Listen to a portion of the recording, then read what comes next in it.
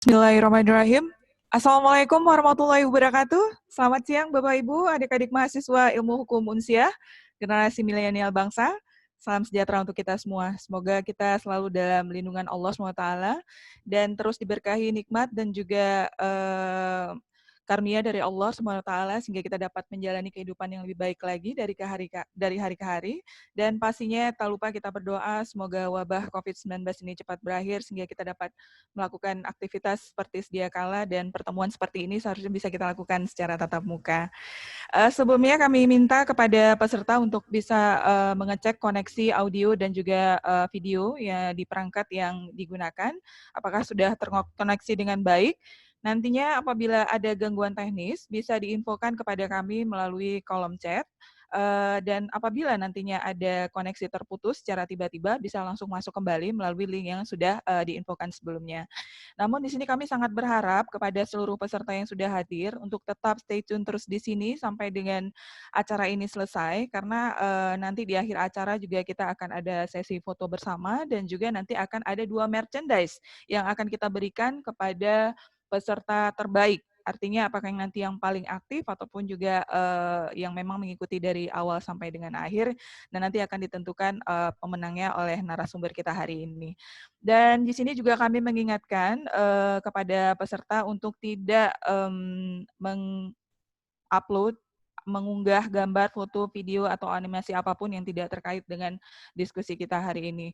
Dan sekali lagi juga kami memohon kerjasama dan perhatian dari seluruh peserta untuk bisa menonaktifkan videonya, maksud kami speakernya, selama acara ini berlangsung, sampai dengan nanti ada di sesi tanya jawab dan sudah dipersilakan untuk berbicara. Sekali lagi kami ingatkan kerjasama dan perhatian dari seluruh peserta untuk bisa memute-kan speakernya selama diskusi ini kita berlangsung sampai dengan nanti dipersilakan untuk berbicara. Dan dapat kami informasikan juga bahwa diskusi kita hari ini live di Facebook KIP Kota Banda Aceh yang juga terikot dan nanti akan kita upload kembali di channel YouTube KIP Kota Banda Aceh. Terima kasih kepada semua yang sudah bergabung di acara KPU Goes to School, KPU Goes to Campus series keempat. Ini merupakan series keempat yang dilaksanakan oleh KIP Kota Banda Aceh secara virtual dengan tema demokrasi, pemilu, dan pentingnya partisipasi pemilih pemuda yang akan berlangsung selama 2 jam ke depan, insya Allah sampai dengan pukul 4 sore nanti. Dan adik-adik semua di sini, ini saya sapanya adik-adik aja ya, karena memang dominannya di sini adalah mahasiswa di luar dari Pak Kurniawan. Sudah hadir bersama kita di sini Komisioner KIP Kota Banda Aceh, ada Bapak Indra Milwadi, Bapak Yusri Rajali, Bapak Yus Hadi, Bapak Hasbullah Yunus, dan juga Bapak Muhammad Aha. Dan pastinya Sekretaris KIP Kota Banda Aceh, Bapak Rahmat Sadli. Dan seluruh jajaran Sekretariat KIP Kota Banda Aceh. Baik adik-adik, kegiatan ini merupakan bagian dari kegiatan pendidikan pemilih yang dilakukan oleh KIP Kota Banda Aceh dalam bentuk KPU Goes to Campus. Dan ini merupakan salah satu upaya KIP Kota Banda Aceh dalam memberikan informasi dan juga wawasan bagi pemilih pemuda. Dalam hal ini hari ini adalah mahasiswa Fakultas Ilmu Hukum Unsia terkait dengan demokrasi, pemilu, dan pentingnya pemilu dalam kehidupan berdemokrasi. Kenapa sih dengan pemilih pemuda? Karena memang kalau kita melihat data dari KPU RI, persentase dari pemilih pemuda ini cukup signifikan, yaitu sekitar 31%. Artinya memang pemilih pemuda ini menjadi pemilih yang sangat berpotensi ya, apalagi kalau kita melihat dari karakteristik pemuda itu adalah dengan jiwa idealisnya dan juga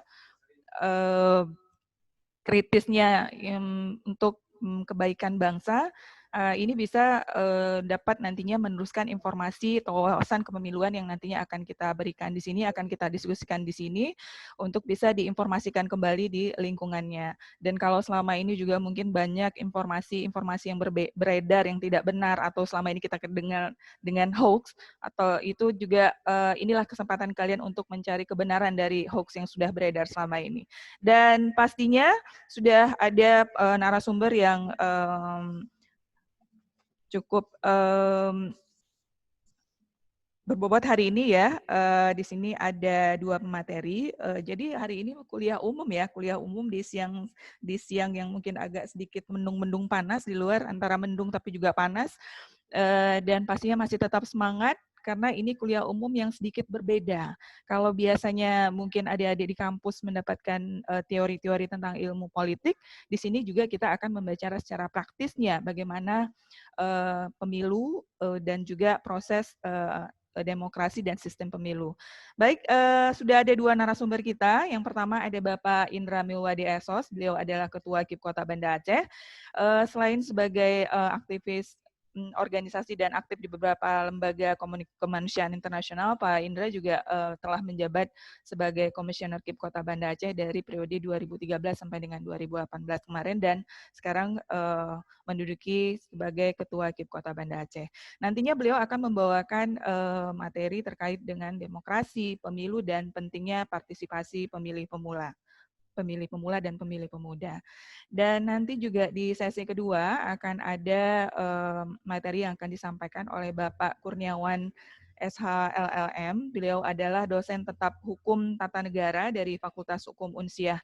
Selain sebagai dosen tetap hukum, beliau juga sangat aktif ya. Kalau kita melihat dari CV-nya, di sini beliau sebagai Kepala Laboratorium dan Klinis Hukum Fakultas Hukum Unsiah dari 2017 sampai dengan sekarang, dan juga Ketua Lembaga Konsultasi dan Bantuan Hukum Fakultas Hukum Unsiah dari 2017 sampai sekarang, dan Kepala Pusat Riset Ilmu Pemerintahan Unsiah, dan juga Direktur Eksekutif Pusat Penelitian dan Pengembangan Kebijakan Aceh dari 2015 sampai dengan sekarang.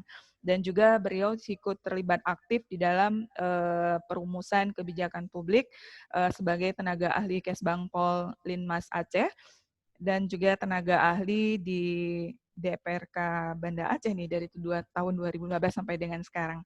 Sebelumnya kita sapa dulu Pak Kurniawan. Iya, selamat siang. Assalamualaikum warahmatullahi wabarakatuh. Waalaikumsalam. Suara saya Iya. terdengar dengan jelas di sana ya Pak ya?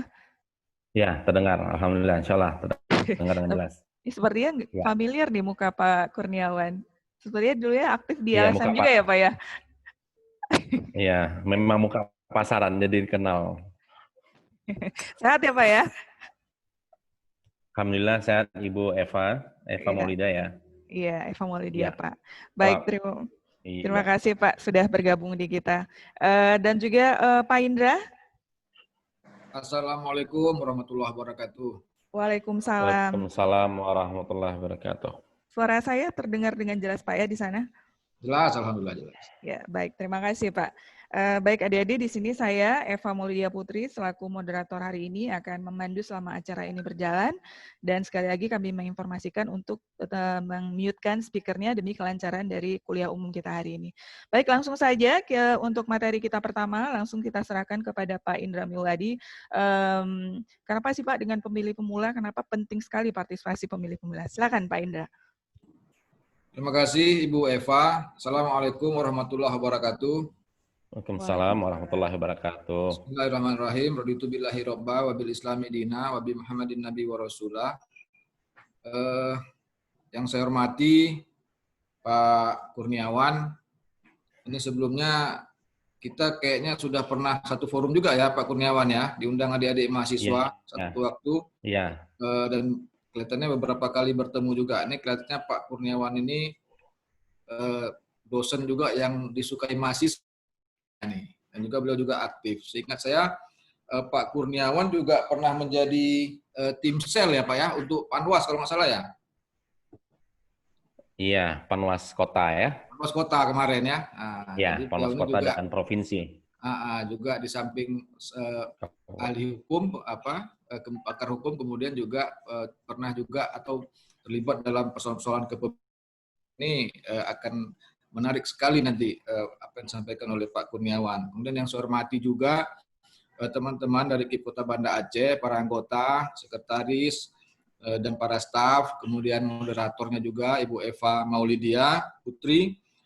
Yang saya banggakan dan muliakan tentu saja para partisipan, adik-adik, anak-anak. Ini Pak Kurniawan, anak saya juga di hukum ini. Di hukum ya? Ada juga ikut, tapi nggak saya bilang yang siapa namanya. Titip nih Pak Kurniawan nih. Siap. Nanti Jadi dia Japri aja namanya. siap, siap Pak. Jadi kemudian apa namanya, hari ini kelihatannya cukup banyak ya Ibu Eva ya. Iya, Pak. Biasanya 60-an, ini hari 70 lebih nih. Mudah-mudahan ini sebagai tanda bahwa memang materi yang kita sampaikan ini, kuliah yang kita sampaikan ini adalah hal yang menarik buat mahasiswa, terutama mahasiswa di Fakultas Hukum yang mempelajari tentang hukum. Pertama sekali tentu saja puji syukur kehadirat Allah Subhanahu wa taala, kita diberikan kesempatan kesehatan dapat berkumpul walaupun hari ini secara daring karena memang kami inginnya itu bisa datang langsung, berhadapan langsung kita, sehingga mungkin bisa lebih dekat, lebih akrab. Tapi kemudian situasi meminta kita untuk dapat melaksanakan kegiatan ini secara daring atau online, protokol kesehatan. Mudah-mudahan tahun depan ini bisa sudah bertemu secara langsung lagi, karena kabarnya sudah ada ditemukan vaksin yang mujarab 90% di luar lah, di Amerika apa di Inggris itu. Mudah-mudahan ini menjadi kabar baik juga buat kita. Baik, saya ingin sesuai dengan agenda kita, ya. Jadi keinginan kita itu adalah KIP Kota Banda Aceh menginginkan untuk melaksanakan sosialisasi kepada pemilih muda, ya, pemilih muda. Kalau pemilih pemula itu yang pertama sekali memilih mungkin usia 17 sampai 24 tahun, tapi kalau pemilih muda itu sampai dengan 30 tahun. Tak hanya memilih tapi juga paham soal kepemiluan ini. Baik, saya mulai materi saya tentang demokrasi, pemilu dan pentingnya peran pemuda. Bisa dibuka slide-nya. Siapa operatornya? Ya, baik ya. Ya. Ibu Eva mungkin bisa unmute dulu ya, karena Bu Eva yang kelihatan di sini. Bisa? Ya. Atau apa ini ya? Speaker view. Oke, baik ya. Jadi yang saya sampaikan ini adalah tentang demokrasi, kemudian pemilu, dan pentingnya peran generasi muda. Jadi yang pertama saya ingin mencoba menyampaikan secara sederhana ya, agar ini karena waktunya tidak panjang ini agar mudah dipahami ya, bahwa yang namanya negara ya, negara itu syaratnya adalah adanya rakyat ya, ada rakyat, ada wilayah, dan ada pemerintah. Jadi dari sisi pemerintah ya, metode penunjukan pemerintah atau penguasa itu ada yang berbeda-beda. Dulu, di zaman dulu, pemerintah atau penguasa itu dipilih secara keturunan. Jadi dulu itu lebih banyak negara-negara ini berbentuk kerajaan ya, atau monarki. Jadi pemerintah itu dipilih berdasarkan turun-temurun. Kemudian ada lagi yang namanya, ada pemerintah yang dikuasai oleh sekelompok orang. Dulu di zaman di Yunani, dulu ada sekelompok orang yang intelektual, itu kemudian menyusun pemerintahan. Nah, mereka yang menentukan siapa yang berkuasa, siapa yang menjadi orang nomor satu, dan kebijakan-kebijakan apa yang diambil. Nah, sekarang ini, ya, sampai ke sini, sekarang ini, pemerintah itu kebanyakan dipilih oleh rakyat, baik secara langsung ataupun tidak langsung. Nah, ini yang dinamakan sebagai bentuk demokrasi. Jadi, ketika mungkin ini juga sebagai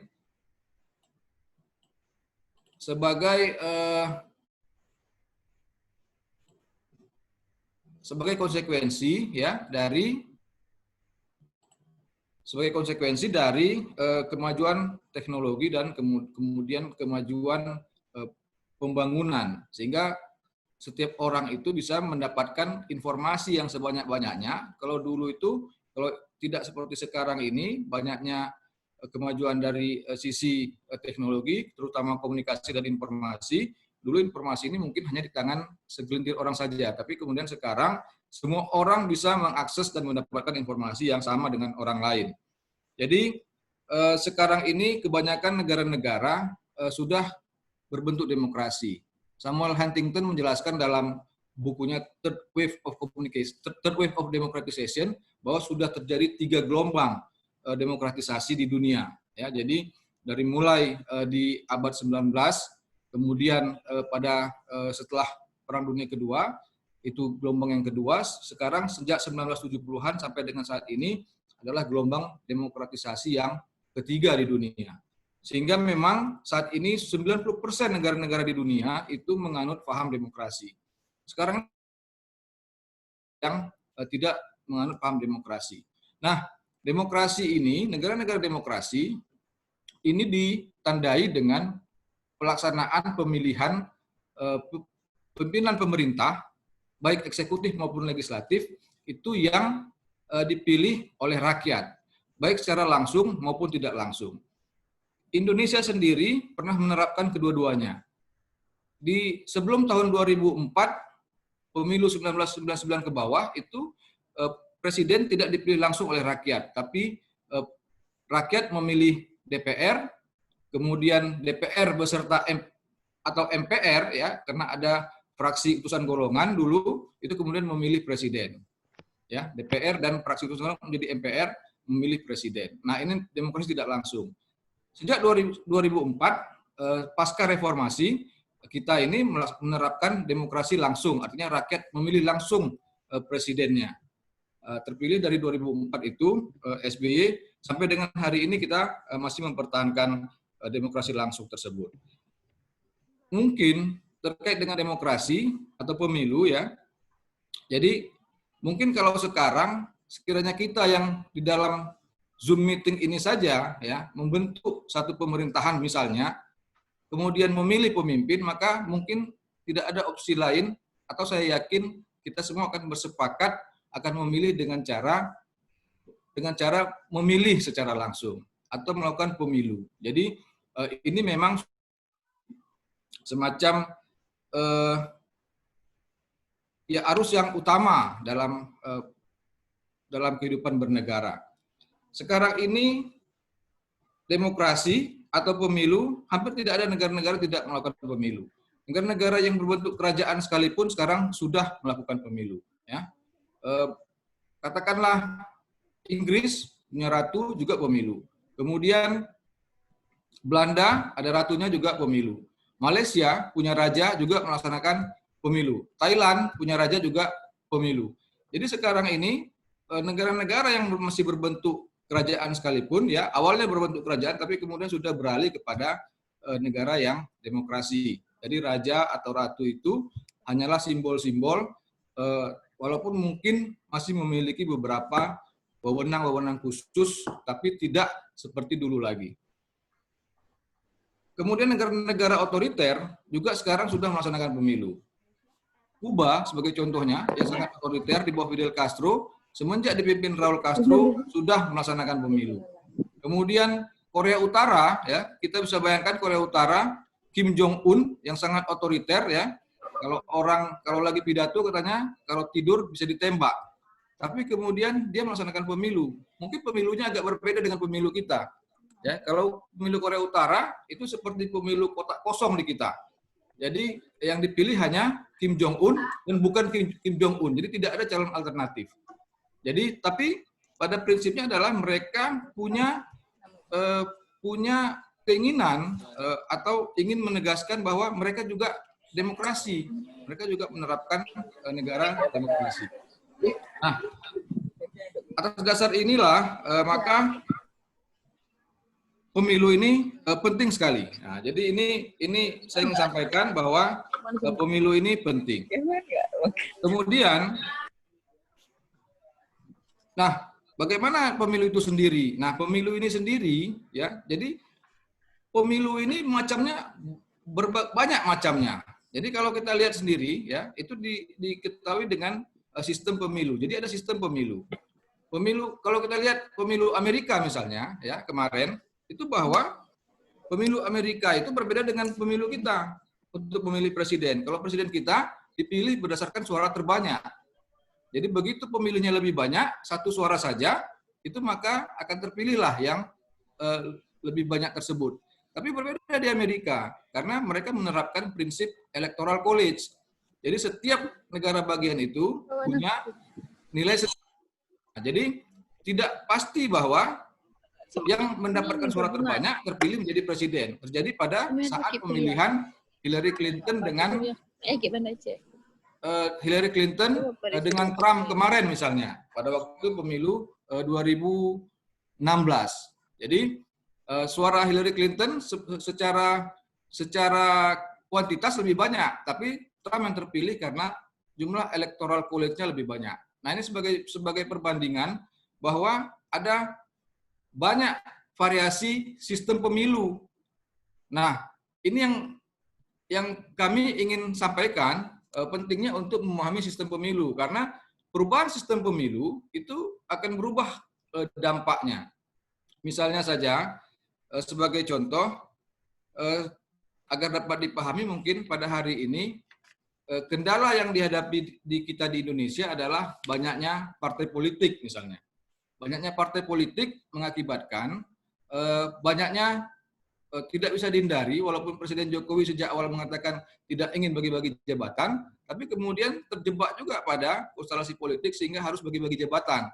Partai-partai ini harus diamankan, kemudian agar mendapatkan mayoritas di parlemen untuk mendukung kebijakan-kebijakan Presiden, maka diberikan jabatan-jabatan yang strategis. Ini kemarin ribut lagi kan masalah komisaris, BUMN, dan segala macam. Kalau menteri-menteri sudah jelas, ada pos-posnya. Partai ini, posnya ini, dan ini.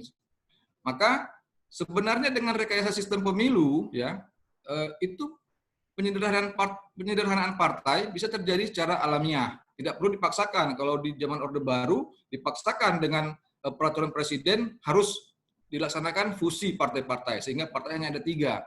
Tapi misalnya dengan sistem pemilu yang seperti dilakukan di Amerika Serikat, misalnya sistem distrik, itu partai-partai secara otomatis akan mengecil menjadi 2 partai saja.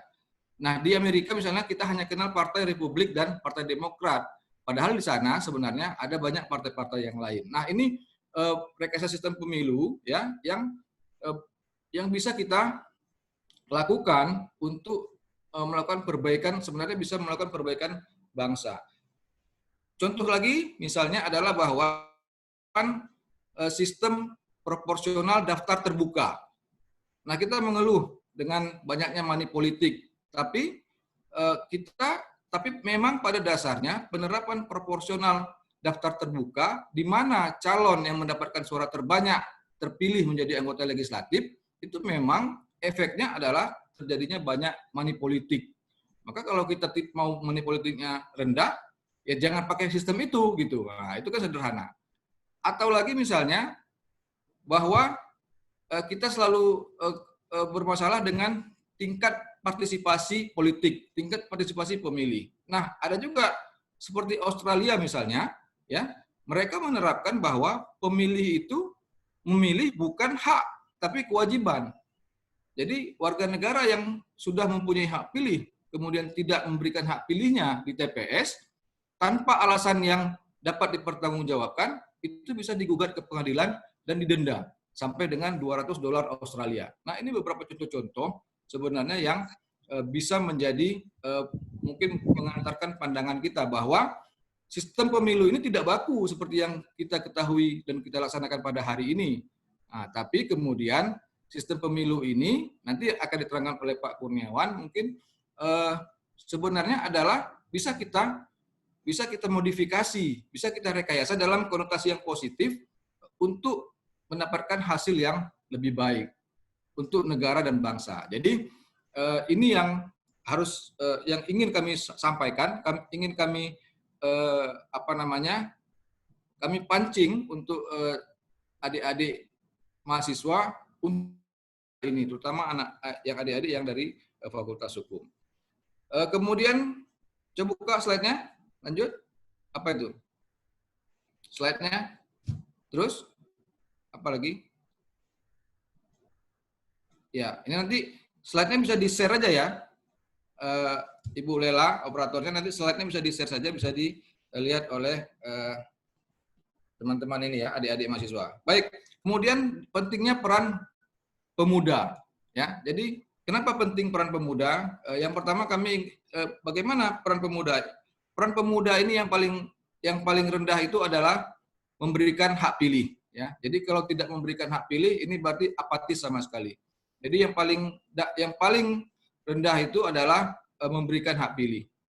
Jadi datanglah ke TPS. Kenapa penting memberikan hak pilih? Memberikan hak pilih penting karena kalau banyak orang tidak memberikan hak pilih, maka peluang penyalahgunaan itu semakin terbuka. Kemudian kalau banyak yang tidak memberikan hak pilih, maka pemilu itu menjadi semakin mahal. Jadi kalau kita keluarkan uang 10 juta di TPS, pemilihnya 500, kalau yang datang hanya 20 orang, maka itu menjadi mahal.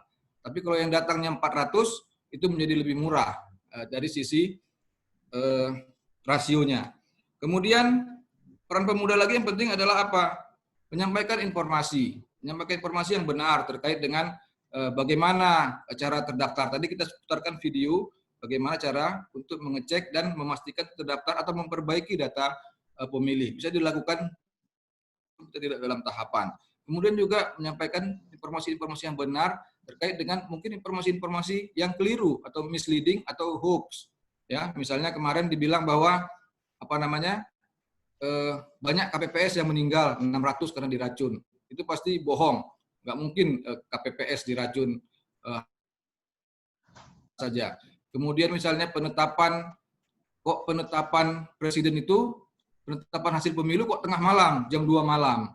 Padahal yang sebenarnya adalah misalnya tahapan rekap dan penetapan itu misalnya 4 hari. Kalau selesainya jam 2 kita tidak berhenti, tidak ada istirahat. Jalan terus. Nah selesai jam 2 malam, ditetapkan jam 2 malam. Karena kalau ditunggu pagi nanti orang marah lagi. Kok sudah selesai jam 2 malam, kok ditetapkan pagi, ditunggu pagi. Apa mau dicurangi lagi? Nah ini semacam hoax, model-model hoax yang kita terima. Nah, ini juga peran generasi muda yang paham ini bisa menyampaikan informasi yang benar. Sebenarnya bagaimana ini proses ini terjadi. Kemudian peran generasi muda lagi adalah bisa juga untuk misalnya ada keinginan untuk mengawasi, ya, kemudian itu tidak perlu di luar, bisa dari dalam. Sekarang ini Pak Kurniawan dan teman-teman untuk penyelenggara pemilu ad hoc ya di tingkat kecamatan, Gampung, kelurahan dan TPS itu usianya sudah turun. Kalau pemilu yang lalu 25 tahun, sekarang sudah 17 tahun. Sehingga teman-teman ini mahasiswa tidak perlu menguasai dari luar, dari dalam saja. Terlibat sebagai penyelenggara pemilu di tingkat ad hoc bisa sampai dengan 25 tahun. Kalau sudah 30 tahun bisa di-keep lagi jadi komisioner. Jadi terlibat di dalam bisa langsung melihat sendiri prosesnya, mengawasi langsung dari dalam. Jadi ini juga lebih baik. Kemudian bisa juga peran generasi muda kalau tidak di penyelenggara bisa di partai politik, ya, menjadi pengurus partai politik, bahkan menjadi calon legislatif misalnya atau calon kepala daerah. Ini peran-peran yang penting. Kemudian pentingnya lagi generasi muda adalah bahwa generasi muda ini hari ini menjadi pemuda, mahasiswa, dan kemudian ini menjadi calon-calon pemimpin di masa yang akan datang. Sehingga apabila generasi muda ini tercerahkan, ya, mendapatkan informasi yang benar, kemudian pintar, well educated, mereka ini bisa menjadi pemimpin-pemimpin yang baik yang akan membawa negara dan bangsa ini lebih baik di masa yang akan datang. Demikian mungkin penyampaian saya, Ibu Eva. Nanti mudah-mudahan nanti kemudian di akhir bisa berdiskusi. Pak Kurniawan, nanti kita ada merchandise 2 buku. Nanti Pak Kurniawan bisa pilih 1 penanya terbaik, nanti sisanya biar saya yang pilih untuk diberikan buku populer oleh KIP Kota Banda Aceh. Mungkin demikian, saya kembalikan kepada Bu Eva. Terima kasih. Mohon maaf bila ada kekurangan. Assalamualaikum warahmatullahi wabarakatuh. Waalaikumsalam. Terima kasih Pak Ketua yang sudah membuka cakrawala kita ya terkait dengan demokrasi dan kaitannya dengan demokrasi pemilu dan pentingnya pemilu dan bagaimana peran pemuda dalam pemilu itu sendiri. Tadi sudah banyak disampaikan bahwa memang bagaimana perannya itu bisa dalam memberikan hak pilih, dan juga bisa memberikan informasi kepemiluan. Jadi disinilah momen adik-adik semua untuk bisa mendapatkan informasi kepemiluan yang benar, dan juga tidak hanya menerima informasi, tapi juga informasi itu dipahami. Jadi seperti tadi Pak Indra juga menyampaikan tentang sistem pemilu, bahwa ternyata di dunia itu sudah banyak sistem pemilu, variasi sistem pemilu itu cukup banyak kalau kita lihat di beberapa negara yang ada di dunia ini, dan bahkan bisa direkayasa atau disesuaikan dalam hal yang positif ya, untuk kebaikan masa depan bangsa. Dan di sini juga kami sangat berharap memang kegiatan ini adalah supaya adik-adik di sini nantinya bisa menjadi penerus informasi kepemiluan tadi yang disampaikan Pak Indra, dan bisa menangkal informasi-informasi yang tidak benar atau hoax-hoax yang tadi disampaikan. Nah, sebelum kita melangkah lebih jauh lagi, mungkin di sini juga kita akan meminta pemaparan dari Pak Kurniawan terkait dengan sejarah dan perbandingan sistem pemilu yang ada. Silakan Pak Kurniawan.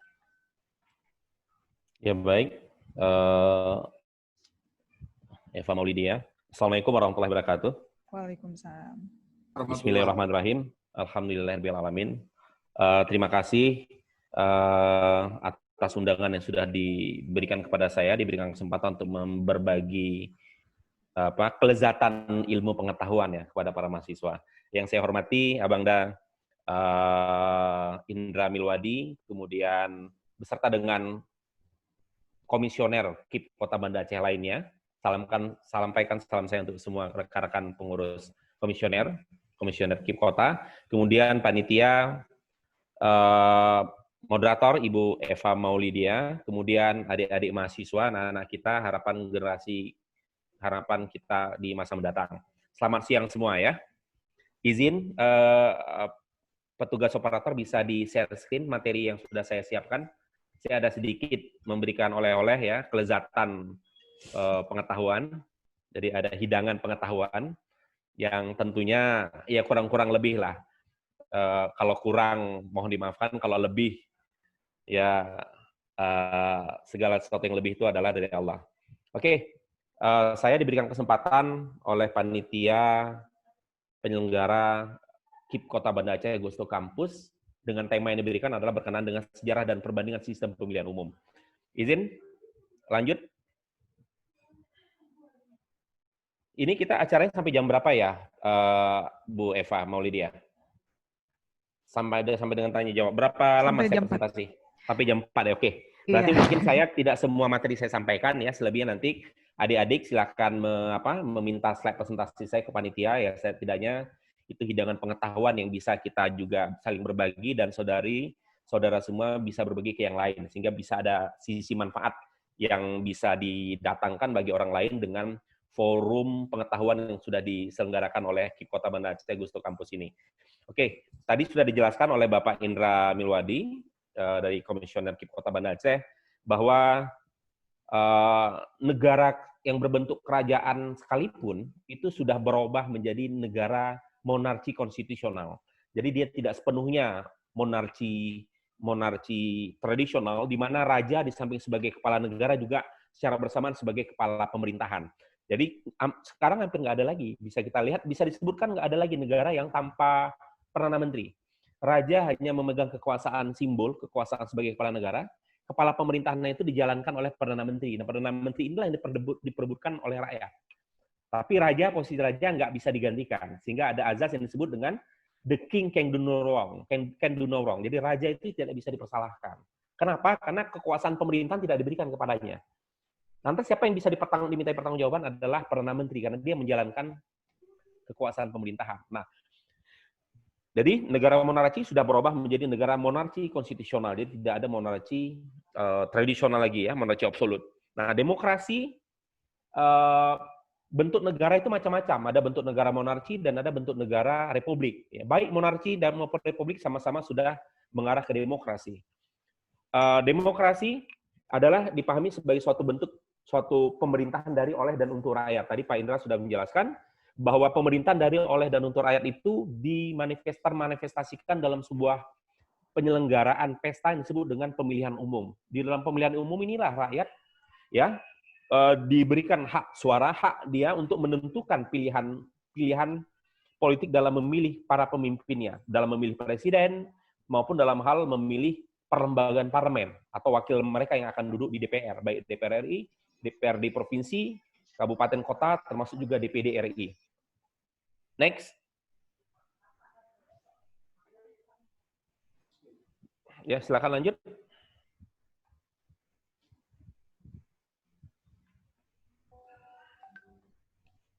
Ya, operator silakan lanjutkan. Ya. Biar apa yang saya jelaskan juga terpapat tampil. Next slide. Siapa yang mengenalkan slide? Laila mau dibantu untuk next slide-nya. Dan tampilannya bisa dibuat full ya. Ya, ditampilkan full aja sehingga bisa lebih terarah, nggak keluar.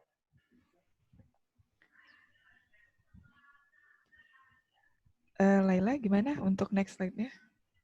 Di halaman selanjutnya. Bisa? Udah, malah udah terakhir. Enggak, halaman ketiga, Mbak. Next. Slide selanjutnya. Ini kan? Oh, ini nggak nampak ini. Ini slide ketiga nih. Belum, ini tampilannya belum berubah, masih di slide 1. Oh gitu. Ya, kita ulang ya.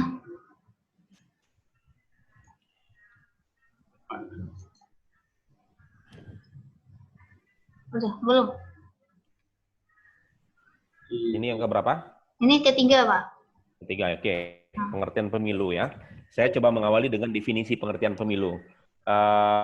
Pemilihan umum dalam undang-undang, jadi tentang rezim pemilihan umum saat ini sudah disatukan ya. Sebelumnya ada 3 undang-undang yang mengatur tentang pemilihan umum, yaitu pemilihan umum presiden dan wakil presiden, diatur secara tersendiri di dalam Undang-Undang 42. Kemudian ada Undang-Undang nomor 15 tahun 2011 tentang penyelenggara pemilu, dan ada Undang-Undang nomor 8 tahun 2012 tentang pemilihan umum anggota DPR, DPD, dan DPRD. Jadi ketiga undang-undang ini dikompilasikan ke dalam suatu undang-undang tentang pemilihan umum.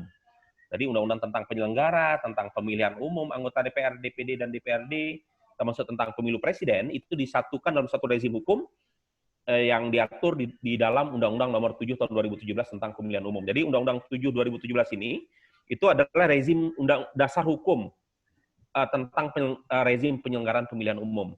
Yang mana berlaku yang Undang-Undang nomor 7 tahun 2017 ini mencabut 3 undang-undang. Yaitu Undang-Undang tentang penyelenggaraan pemilihan umum yang terpisah sebelumnya antara penyelenggara pemilihan umum, anggota DPD, DPRD, dan DPRD, termasuk juga presiden dan wakil presiden. Nah, kemarin itu Undang-Undang 7 2017 itu ada mencabut 2 pasal ya. 2 pasal, pasal 57, pasal 60 ayat 1 ayat 2, serta ayat 4 Undang-Undang 11 2006. Tapi kemudian diajukan judicial review ke Mahkamah Konstitusi dan ternyata dikabulkan gitu kan permohonan pemohon.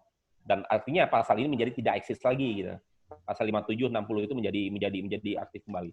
Oke. Pemilihan umum menurut Undang-Undang nomor 7 tahun 2017 ya, itu disebutkan bahwa pemilu adalah sebagai sebuah sarana kedaulatan rakyat. Jadi dalam negara yang dengan sistem demokrasi, rakyatlah yang berdaulat. Jadi sesungguhnya negara itu dibentuk adalah sebagai alat atau media untuk mewujudkan kesejahteraan rakyat. Jadi oleh karena negara itu adalah sebagai alat saja atau media untuk mewujudkan kesejahteraan rakyat. Oleh karena itu maka rakyatlah yang berdaulat.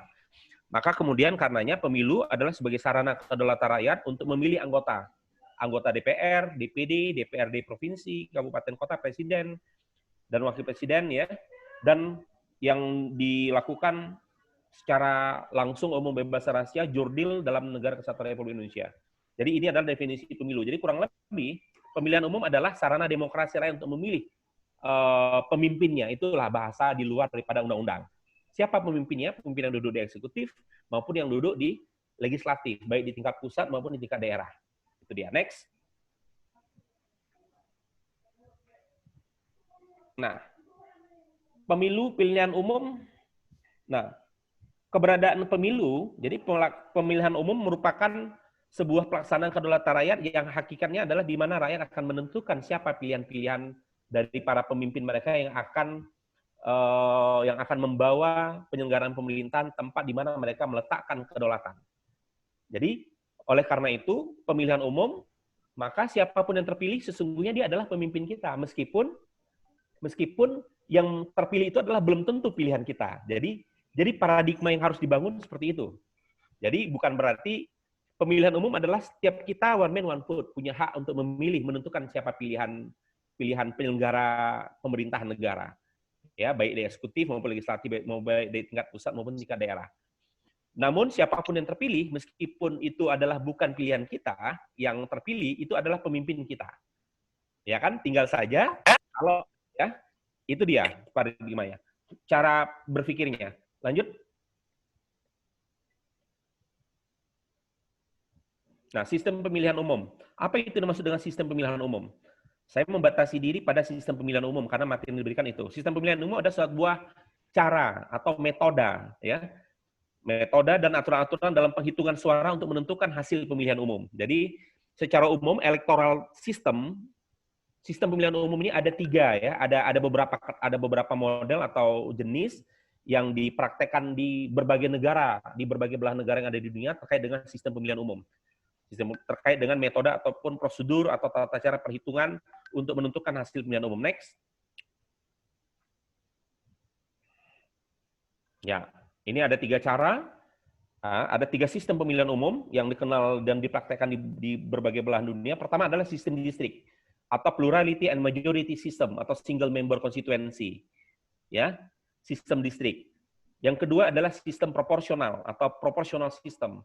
Dan yang ketiga itu adalah sistem campuran yang merupakan mix both previous sistem distrik maupun sistem proporsional. Jadi sistem campurannya adalah kombinasi atau mixing antara sistem distrik dengan sistem pemilihan proporsional. Nah, nanti kita lihat nih apa yang menjadi definisi dari ketiga sistem ini. Nah, di antara ketiga sistem ini yang sering sekali dipraktekkan di berbagai negara itu adalah antara sistem distrik dan sistem proporsional. Nanti kita lihat Indonesia nanti kira-kira menganut sistem yang mana. Oh, nggak usah ya, itu nanti kita berikan untuk ini aja ya, untuk undian berhadiah saja ya. Saya hanya memperkenalkan apa itu sistem distrik dengan karakteristiknya, kelebihan, kekurangan, demikian halnya juga sistem proporsional. Lantas kemudian nanti kita lihat pada mahasiswa untuk nanti kita ini kan Indonesia masuk kemana gitu ya. Ya, saya nggak menjelaskan nanti Indonesia kemana. Oke, silakan dikenali. Next. Nah, sistem distrik atau plurality and majority system atau single member constituency. Apa itu? Sistem pemilihan umum distrik itu adalah sebuah sistem pemilihan yang dimana penentuan pemilihan itu berdasarkan lokasi daerah pemilihan, bukan berdasarkan jumlah penduduk. Ya, bukan berdasarkan jumlah penduduk. Jadi berdasarkan lokasi daerah pemilihan. Nah, ciri di dalam sistem ini kecenderungan adalah wilayah negara-negara itu dibagi ke dalam beberapa distrik pemilihan yang biasanya itu didasarkan pada jumlah penduduk. Jadi bukan ya. Kemudian para kandidat yang mendapatkan suara terbanyak itu akan mengambil seluruh suara yang diperoleh tanpa memperhitungkan selisih perolehan suara. Jadi misalnya yang memperoleh suara terbanyak itu akan mengambil seluruh suara yang walaupun suara itu berada pada calon-calon lain yang dia tidak dapat memperoleh suara terbanyak. Nanti kita lihat apa kelebihan dan kekurangan dari sistem ini. Kemudian yang ketiga itu ada yang selanjutnya adalah ini ciri-ciri intinya saja ya, karakteristik dari ini. Sistem pluralitas itu adalah cara paling sederhana untuk menentukan hasil pemilihan. Tentu meskipun ini cara sederhana, tetapi nanti ada juga sisi kekurangan. Ya. Nah, untuk dalam sistem distrik ini, para kontestan untuk dapat menang itu maka dipersyaratkan seorang kandidat itu hanya perlu mendapatkan lebih banyak suara daripada lawannya. Jadi otomatis ketika dia sudah lebih banyak suara daripada lawannya, maka dia akan menjadi wakil dengan mengambil seluruh suara yang ada di yang lain. Nah, kemudian yang berikutnya adalah semakin banyak kandidat yang bersaing memperebutkan kursi, maka besar kemungkinan kandidat yang menang itu hanya akan menerima sedikit suara. Ya kan? Itu konsekuensi memang naluri konsekuensi daripada suksesi. Next. Nah, kita lihat karakteristik sistem pemilu distrik. Nah, dalam sistem pemilu distrik ini, dalam suatu daerah pemilihan atau dapil, baik provinsi atau gabungan kabupaten atau kota, hanya terdapat satu kursi lembaga perwakilan yang diperebutkan. Jadi dia bukan berdasarkan dapil-dapil ini ya. Jadi hanya ada satu kursi lembaga perwakilan yang diperebutkan. Ya, dalam satu daerah pemilihan atau dapil hanya ada satu kursi yang diperebutkan. Nah, sehingga karenanya wakil rakyat yang meraih suara terbanyak merupakan pemenang dan meraih satu kursi lembaga perwakilan atau the winner takes all. Ada istilah itu, pemenang adalah mengambil seluruhnya, seluruh sisa kekalahan dia yang ada pada pihak lawan. Next. Nah, tentunya sebagai sebuah metode karya manusia tentu ada kelebihan dan kekurangan ya. Demikian halnya juga dalam sistem pemilihan umum. Di antara 3 sistem pemilihan ini, pemilihan umum distrik, proporsional maupun campuran, syarat dengan kelebihan tapi juga di sisi lain juga syarat juga dengan kekurangan. Ya. Termasuk juga dengan sistem campuran ya. Ada juga sistem campuran itu muncul karena kombinasi untuk memperkecil kekurangan yang ada di antara kedua sistem ini. Maka diambil sistem jalan tengah, yaitu sistem campuran. Nah, kita lihat dulu kelebihan sistem pemilu distrik. Nah, dalam sistem pemilu distrik ini ada hubungan kedekatan antara kandidat dengan pemilihnya. Ya, ini kelebihannya ya. Jadi mereka yang menang toh yang akan menang itu adalah mereka yang betul-betul memiliki keterkaitan secara emosional dengan pemilihnya. Bila mana tidak, dia akan rugi. Kenapa? Karena ketika selisih 1 suara saja dia dengan lawan, maka suara dia akan menjadi milik lawan. Ini dengan sistem distrik. Kemudian yang kedua, penyeleksian calon lebih ketat dan kompetitif. Nah, ini kelebihannya ya. Sehingga membuat oleh karena seleksi ataupun electing para kandidat itu, konstituen para kandidat itu, para partisipan politik itu lebih ketat dan kompetitif, tentunya akan lebih berkualitas para calon yang akan muncul. Ya. Kemudian terjadi penyederhanaan partai politik dan pemerintahan lebih stabil. Ya. Jadi sistem ini kelebihannya tadi seperti yang sebagaimana dikatakan oleh Bapak Indra Milwadi, sistem pemilu distrik ini akan lebih sederhana dia partai politiknya ya. Kalau ini pernah seperti misalnya kita di rezim Orde Baru itu pernah ada 3 partai ya. Sehingga kemudian pemerintah lebih stabil. Ini kelebihannya walaupun juga nanti kekurangannya itu berarti tidak banyaknya pilihan politik bagi masyarakat. Jadi masyarakat hanya dihadapkan pada pilihan-pilihan terbatas. Itu kekurangannya. Kebalikan dari kelebihan ini adalah merupakan kekurangan ya. Nanti saudara silakan cek aja kelebihan di sini, kebalikan dari itu adalah kekurangan. Kemudian cenderung menghasilkan pemerintahan yang kuat. Jadi sistem distrik ini cenderung akan membuat stabilitas pemerintahan lebih stabil sehingga membuat pemerintahan ini akan lebih kuat dan lebih fokus dalam penyelenggaraan pemerintahan. Ya, jadi dia tidak digoyang dengan kelompok oposisi. Berbeda halnya dengan sistem proporsional yang cenderung menghasilkan para oposan oposisi. Sehingga kemudian pemerintahan sehingga rezim yang pemenang yang berkuasa itu akan terbagi konsentrasinya antara menyelaksanakan amanat rakyat dengan dia juga berusaha untuk menjinakkan atau mengendalikan kepentingan politik di antara para oposisi. Nah, jadi akan lebih stabil ini dia. Sehingga program-program pemerintah akan lebih stabil, pemerintah lebih stabil sehingga membuat pemerintahnya akan lebih fokus dalam penyelenggaraan pemerintahannya untuk tujuan pembangunan dan cita-cita nasional. Nah, kemudian akan kemudian memungkinkan hadirnya kandidat independen, ya, dan ini muncul. Kemudian sistem ini cukup sederhana sebenarnya dan kemudian mudah dimengerti oleh pemilih sistem distrik ini. Next. Nah, tentu ada kekurangan sebagai sebuah sistem. Di antara kekurangannya adalah kurang representatif ya. Jadi keterwakilan rakyat ini lebih terbatas karena partai-partai politik besar saja yang mampu meraih suara terbanyak. Ya, karena partai-partai kecil dibatasi dengan ada electoral threshold. Jadi ada pembatasan untuk ada ambang batas ya, terutama misalnya untuk pemilihan presiden dan wakil presiden. Jadi tidak otomatis. Kemudian suara minoritas tidak diperhitungkan. Nah, ini dia kekurangan dari sistem pemilu distrik. Suara minoritas itu tidak diperhitungkan ya, sehingga menyebabkan hanyalah mereka yang betul-betul dekat dengan rakyat lah yang dapat memberanikan diri untuk maju. Kenapa? Karena kalau dia nggak bisa coba-coba, karena dia untuk apa keluar banyak uang untuk dalam sebuah suksesi politik, kemudian dia akan mensuara, dia akan menjadi milik suara pihak lawan. Dan banyak suara yang terbuang. Jadi konsekuensinya ada banyak suara yang terbuang akibat peraih suara terbanyak sebagai pemenang berhak meraih satu kursi lembaga perwakilan ya.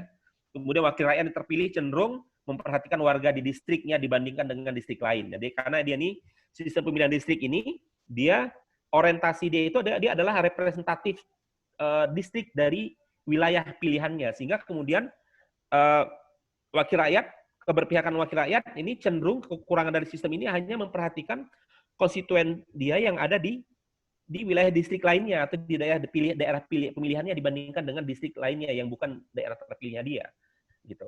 Ya, jadi ada skat-skat pengabdian dan dedikasi dalam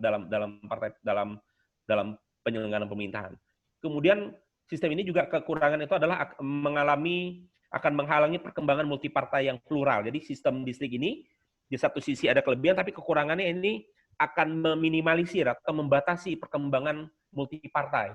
Padahal sebenarnya perkembangan multipartai ini di satu sisi ada kelebihan, di samping juga ada kekurangan. Di antara kelebihan itu adalah membuat rakyat ini lebih banyak untuk memilih.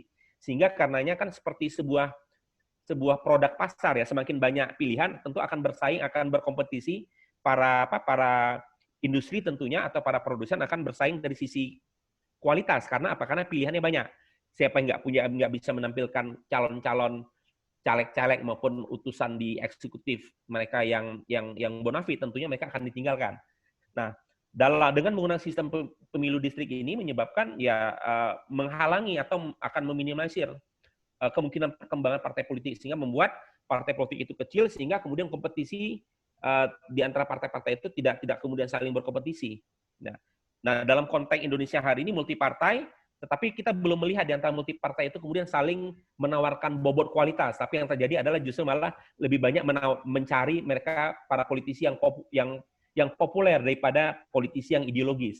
Makanya kemudian muncul paradigma politisi yang ideologis di partai itu dikalahkan dengan popularitas, dengan politisi yang populer, dia di luar sebelum menjadi politisi, misalnya diambil dari kalangan artis, ya kan? Jadi banyak partai-partai yang frustasi untuk merebut rakyat, mereka bukan bersaing di ideologi dan di gagasan, tapi persaingan di antara partai ini untuk menangkan pemilu belum pada pertarungan atau kompetisi di gagasan, mau kesejahteraan seperti apa yang mau diberikan kepada rakyat, caranya seperti apa, tetapi masih bersaing pada popularitas. Makanya kemudian banyak partai yang frustasi menawarkan para artis, ya, mengambil para artis, ya kan? Kalau seperti Pak Indra, Bu Eva maupun saya mungkin tidak laku ya kalau mau ditawarkan sebagai caleg atau sebagai nyapres atau calon kepala daerah ya. Nah, ini kita rasakan bersama bahwa besarnya multipartai kita ini belum biasanya kecenderungan kalau produsen banyak maka para produsennya akan bersaing di harga di kualitas yang bagus. Sehingga kemudian kalau nggak bagus mereka akan ditinggalkan oleh para konsumennya. Demikian halnya juga dengan partai dalam pemilu. Tetapi pemilu kita ini masih belum partai banyak, tapi orang masih mencari yang populer saja. Adunya belum adu gagasan. Yang terjadi adalah baru saya naik jadi caleg, maka di samping saya letakkan foto Mualim misalnya, foto Muzakir Manaf, supaya para yang karismatiknya Mualim melekat di saya sehingga saya juga ikut terpilih gitu, ikut populer. Jadi masih seperti itu. Nah, inilah yang kemudian menjadi tugas kita bersama ya. Tugas ini adalah menjadi tanggung jawab bersama, tidak hanya menjadi tanggung jawab KIP, ya, tidak juga menjadi tanggung jawab pemerintah, tapi adalah tanggung jawab kita bersama, termasuk juga dunia kampus dan mahasiswa, termasuk konstituen itu sendiri. Karena ini adalah pesta rakyat, maka ini adalah kita berusaha untuk ambil bagian. Dan seterusnya ya. Nah, silakan lanjut, mengingat waktu supaya kita lebih banyak ke tanya jawab. Nah, model sistem pemilu distrik ini dikenal secara teoritik ini ada 5 model ya. Ada model first past the post, ada model alternative vote, kemudian ada two-round system, ada block vote, ada kemudian party block vote. Nah, ini mungkin nggak bisa saya jelaskan satu-satu berhubung juga waktu kita terbatas. Nah, saya hanya bisa memberikan penjelasan di sini bahwa negara-negara dengan sistem distrik biasanya itu terdapat 2 partai utama. Jadi partainya itu lebih sedikit, ya, sistem distrik ini partainya lebih sedikit, ya, sehingga kemudian dia lebih stabil. Nah, ini ciri khas daripada sistem distrik. Saya berikan poin di sini. Dan negara-negara yang menggunakan sistem ini di antara lain itu contohnya adalah seperti Kanada, Amerika Serikat, Inggris, ya, India, ya. Oke, lanjut. Nah, kemudian ada sistem proporsional. Nah, sistem proporsional ini atau proportional system itu adalah sebuah mekanisme atau sistem pemilihan dengan mana ia memperhatikan pertimbangan jumlah penduduk dengan jumlah kursi di daerah pemilihan. Ya, dia memperhatikan jumlah penduduk dengan jumlah kursi di daerah pemilihan. Ya, kemudian sistem pemilihan ini dia akan mengupayakan menciptakan badan perwakilan mencerminkan distribusi keseluruhan dukungan politik publik untuk setiap partai politik. Ya, Jadi ada mekanisme seperti itu. Di samping itu juga dalam sistem ini kelompok minoritas ini akan mendapatkan perwakilan sebanding dengan dukungan pemilihan mereka. Jadi tidak ada sisa suara kan? Tidak ada sisa suara, artinya mereka akan dapat dukungan dengan digabungkan dengan calon yang lain yang ada di dalam partai yang sama. Nah, itu kalau untuk pemilihan parlemennya. Nah, lanjut. Nah, dengan demikian dalam sistem proporsional ini partai-partai kecil atau partai yang minoritas itu juga punya kesempatan yang sama untuk mengirim wakilnya duduk di parlemen ya. Untuk mengirimkan mendudukkan para wakil-wakil di parlemen sehingga kemudian oleh karena sistem proporsional ini lebih membuka ruang keterwakilan kelompok minoritas, kelompok partai minoritas sekalipun, sehingga dalam posisi sistem proporsional ini memperkecil kemungkinan terjadinya kelompok-kelompok oposisi. Karena apa? Karena tersalurkan dalam keran politik di dalam. Jadi dia pertarungan politiknya itu dia di dalam, tidak lagi di luar oposisinya. Kemudian sistem proporsional ini juga melihat pada jumlah penduduk yang merupakan pemilih, sehingga satu daerah itu memiliki beberapa wakil. Ya, satu dapil ya itu memiliki beberapa wakil satu daerah ya, memiliki beberapa wakil ya. Nah dengan sistem ini juga ada catatan bahwa dalam lembaga perwakilan dengan penduduk lebih besar dan kemudian memperoleh kursi lebih banyak di suatu daerah pemilihan dan sebaliknya juga demikian halnya sebaliknya ya. Next, cepat. Nah, karakteristik. Nah, karakteristik dari sistem pemilihan proporsional ini adalah terdapat lebih dari satu kursi yang diperebutkan dalam satu daerah, dalam satu dapil. Lebih dari satu kursi yang diperebutkan. Berbeda halnya dengan sistem sebaliknya dengan sistem merupakan kebalikan dari sistem pemilu distrik. Kemudian jumlah kursi yang diperebutkan dalam satu dapil itu dihitung secara berimbang sesuai dengan jumlah penduduk dalam satu dapil ya. Jadi jumlah kursi yang diperebutkan itu dalam satu dapil dihitung secara balance dia sesuai dengan jumlah penduduk dalam satu dapil. Jadi tidak sama jumlah yang ada pada satu dapil sama dapil lainnya. Kemudian jumlah kursi yang diperoleh partai politik itu berbanding lurus. Jadi jumlah kursi partai politik akan memperoleh jumlah kursi dengan perbandingan yang seimbang dengan jumlah perolehan suara yang didapatkan. Next. Nah, kelebihannya apa dengan sistem proporsional ini?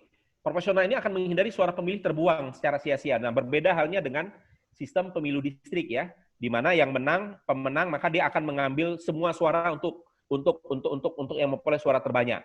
Ya, suara yang memperoleh suara terbanyak akan mengambil seluruh suara. Maka kemudian kalau sistem distrik itu the winner take the all voices.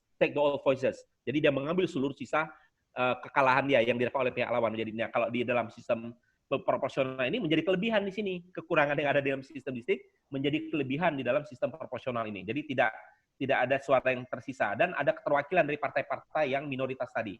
Ya, sehingga oposisinya tidak di luar, di dalam, jadi lebih mudah distabilkan. Ambil beberapa jadi menteri, maka stabil lah dia, ya kan? Nah, kemudian memfasilitasi, jadi sistem proporsional ini juga dia ini dapat mengakomodir keragaman, ya, diversity, keragaman politik masyarakat, termasuk kelompok-kelompok sosial yang untuk menempatkan wakilnya di lembaga parlemen. Jadi dia ini akan ini sebagian besar pakar, termasuk Jimli Asidiki, mengatakan bahwa sistem proporsional ini cocok dan sesuai dengan Indonesia yang ini dikatakan seperti ini. Ya, lebih identik karena Indonesia dengan keragaman etnis, budaya, agama, maka kemudian sistem ini dia tidak ada yang tersisa, semua ada keterwakilan, hanya saja jumlahnya saja yang kecil, ya. Jadi ada saluran atau keran politik yang terakomodir, berbeda dengan sistem distrik. Nah, lanjut. Nah, kekurangannya tentu ada, ya. Di antara kekurangan itu adalah kecenderungan sistem ini itu menghasilkan partai politik di lembaga, menghasilkan banyak partai politik di lembaga parlemen. Ini konsekuensi ya, sudah pasti ya kan. Jadi cenderung kalau di dalam sistem distrik dia itu partainya itu sedikit, sehingga kemudian lebih stabil. Kalau sistem proporsional partainya multi, tapi dia cenderung susah stabilitas pemerintahan dan politiknya itu labil, ya kan? Sehingga kemudian pemerintah di samping harus fokus mengurus urusan rakyat dan janji politiknya untuk 5 tahun ke depan, dia juga harus berbagi konsentrasi dan waktu untuk menjinakkan para lawan-lawan politik. Karena apa? Karena ya kan kalau di dalam sistemnya yang di sana tadi itu. Oke, lanjut.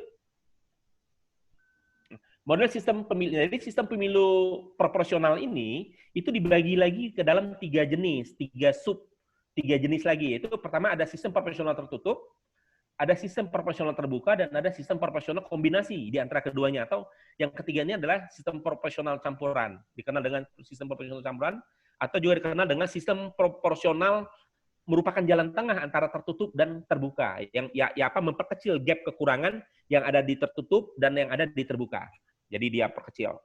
Nah, sistem proporsional tertutup ini adalah suatu sistem proporsional di mana pemilih hanya memilih tanda gambar atau lambang partai. Jadi hanya memilih tanda gambar atau lambang partai dalam suara, dalam kertas suara ya, karena tidak tersedia daftar kandidat wakil suara-suara. Ini tertutup nih.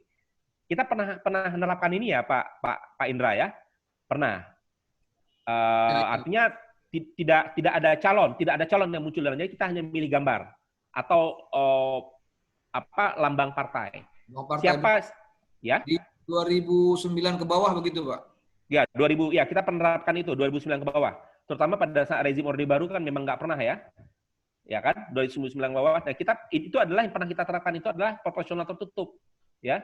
Saya pernah itu 2009 ke bawah itu pemilihan kita tidak pernah muncul partai politik, tidak pernah sistem kita tidak muncul orang-orang di situ. Jadi kita hanya memilih gambar. Nah, siapa yang dipilih maka kemudian partai politik lah yang menentukan siapa yang akan dikirim ke dalam lembaga parlemen. Nah, kemudian ada kedua sistem proporsional terbuka. Nah, sistem proporsional terbuka ini adalah suatu pemilihan mekanisme atau sistem pemilihan di mana pemilih dapat menentukan dan memilih langsung nama, foto kandidat yang tersedia di dalam surat suara. Jadi di dalam surat suara, di samping ada gambar atau logo lambang partai, di bawahnya itu muncul foto, nama, dan nomor urut ya Pak ya. Nomor urut ini karena Pak Indra Milwadi kalau masalah praktikal tentunya lebih ini. Nah, kita menerapkan sistem proporsional terbuka ini. Ada nama, ada foto, ada nomor urut. Nah, di surat suara nggak ada foto, Pak. Di mana? Di surat suara nggak ada foto. Yang ada di DCT. Yang ada di? DCT. Di CT ada ya? Nah, jadi di surat suara itu hanya nomor dan nama saja. Oke. Nah, berarti nanti Bapak bisa ini. Inilah yang kita terapkan. Nanti kita ciri nanti di kita ini lebih cenderung di tertutupkah, di proporsional terbukakah, atau merupakan kombinasi di antara keduanya. Ya, yang saya jelaskan ini secara teoretikal. Kemudian yang kedua, ciri daripada sistem proporsional terbuka itu, mekanisme ini menurut partai politik menyediakan daftar kandidat wakil rakyat untuk dimasukkan ke dalam surat suara dan kandidat yang meraih suara terbanyak terpilih sebagai wakil rakyat. Ya, yang sistem proporsional terbuka. Nah, kemudian ada yang ketiga, sistem proporsional campuran. Sistem ini merupakan jalan tengah di antara kedua sistem proporsional ini, antara tertutup dan terbuka, dengan meminimalisir tingkat kekurangan yang ada di tertutup maupun kekurangan yang ada di terbuka. Nah, kita lihat apa yang menjadi kekurangan dan kelebihan di tertutup dan terbuka. Next. Nah, sistem pemilu proporsional tertutup. Nah, ini ada kelebihan. Nah, kelebihan pada sistem proporsional tertutup ini adalah akan terjadi peningkatan peran partai politik dalam kaderisasi sistem perwakilan. Jadi, sistem proporsional tertutup ini akan membuat partai politik ini akan terdorong untuk meningkatkan peran partai politik. Partai politik akan dimotivasi untuk memberikan kaderisasi dalam sistem perwakilan ya.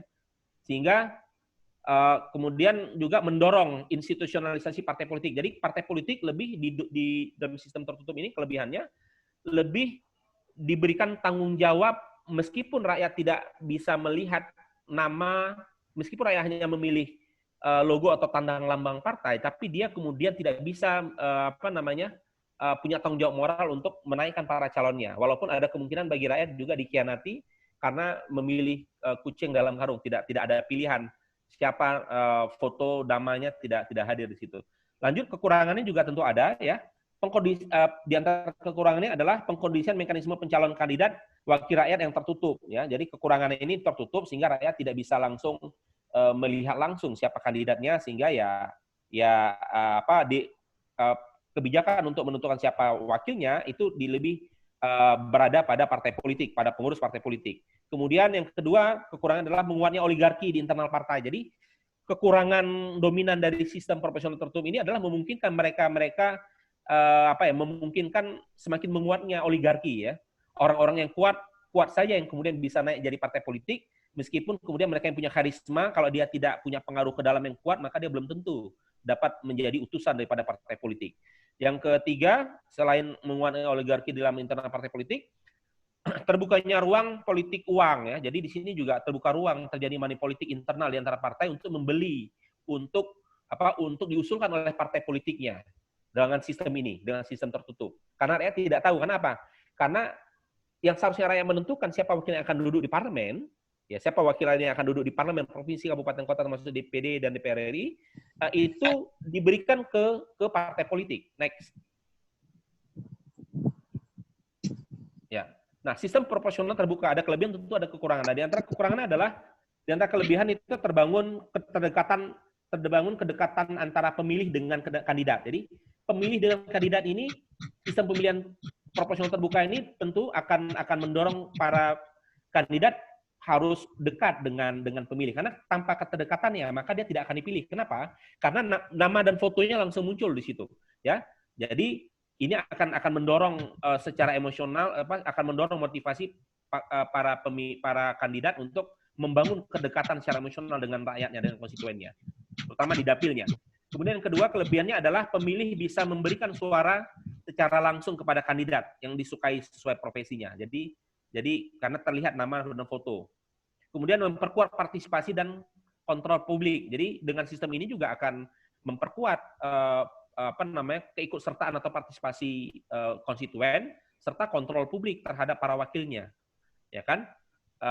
Kemudian yang keempat, dinamika internal partai politik ini akan mendorong mesin partai untuk bergerak lebih efektif. Jadi dengan sistem seperti ini akan membuat mesin orang-orang yang ada di dalam yang naik sebagai para calon itu akan bekerja sekuat tenaga, ya kan, untuk bekerja di dalamnya. Jadi ini kelebihan proporsional terbuka ya, akan mendorong mesin partai politik untuk bekerja secara efektif di lapangan. Kekurangannya diantaranya adalah berpotensi mereduksi peran partai politik, kemudian terciptanya kontestasi antar kandidat. Nah ini terjadi ya. Mungkin Pak Indra juga melihat ada kawan-kawan yang sebagai peserta pemilu mengatakan bahwa yang berat bertarung dalam berkompetisi itu bukan berkompetisi dengan para kontestan di antara partai yang berbeda, tapi di dalam partai yang sama. Dan partai yang sama itu yang berat, ya kan? Itu yang paling berat. Maka kemudian inilah sisi kekurangan. Sehingga yang terjadi adalah mereka para kandidat itu bersaing lebih tinggi tingkat kompetisinya, tantangannya dengan para calon yang ada di dalam partainya dibandingkan para calon yang ada di luar partainya. Ini kekurangan. Nah, kemudian membuka ruang politik uang juga. Nah, sistem ini kekurangannya adalah juga dapat nggak bisa kita abaikan, dapat membuka ruang politik uang. Ya, next. Ini pernah dianu oleh Indonesia ya, tahun 1999, 2009 ya, 2014. Nah, pemilu Indonesia. Nah, ini sejarah saja, selebihnya bisa saudara baca lah. Saya tidak menjelaskan secara eksplisit mengenai sejarah pemilu, namun sedikit saya bisa saya jelaskan bahwa di Indonesia itu pemilihan umum presiden itu diadakan pada umumnya itu adalah 5 tahun sekali, ya. Pada prinsipnya 5 tahun sekali. Namun sebelum itu proses pemilihan umum di Indonesia sempat tidak teratur, ya. Nah, kemudian teratur. Nah, itu kita bisa lihat dalam pemilu Indonesia mulai tahun 55 ya, tahun 1955, 1971, ya kan? Itu 1977. Itu kan ya kan enggak genap tuh 5 tahun tuh. 1982, 87, 92, 97, 99 ini udah mulai stabil nih. 2009 dan 2014 sampai terakhir kemarin itu 2000 berapa Pak Indra? 2019 ya. Nah, itu udah stabil 5 tahun, tapi sebelumnya kita sempat ya, terutama di era awal ya, 55 71 itu kan 55 71 kan berapa 7 tahun ya, Pak ya. Kemudian 71 ke 77. 16 tahun itu, Pak. Oh, iya 55 ya 71 16 tahun. Kemudian 71 tahun 60 itu mau pemilu, Pak. Tapi Pak Presiden Soekarno nggak bisa buat waktu itu. Iya, terjadi instabilitas politik masa itu ya. Terjadi instabilitas politik di masa tahun sekitar tahun 60-an ya. 65 66 itu kan kita gejolak disintegrasi kan. Gestapo ya, gerak G30 SPKN. Lanjut, lalui saja pemilu. Saya ya next coba. Ya pemilu 1955 nanti bisa dibaca sendiri, berhubung waktu kita juga nggak sampai setengah jam lagi untuk sesi tanya jawab. Pemilu 71 di sini ada jelaskan juga. Next. Lanjut. Nah, 7797. Nah, silakan dilihat partai siapa yang pemenang, dominan, siapa yang kalah, berapa jumlah partai peserta pemilu. Lanjut.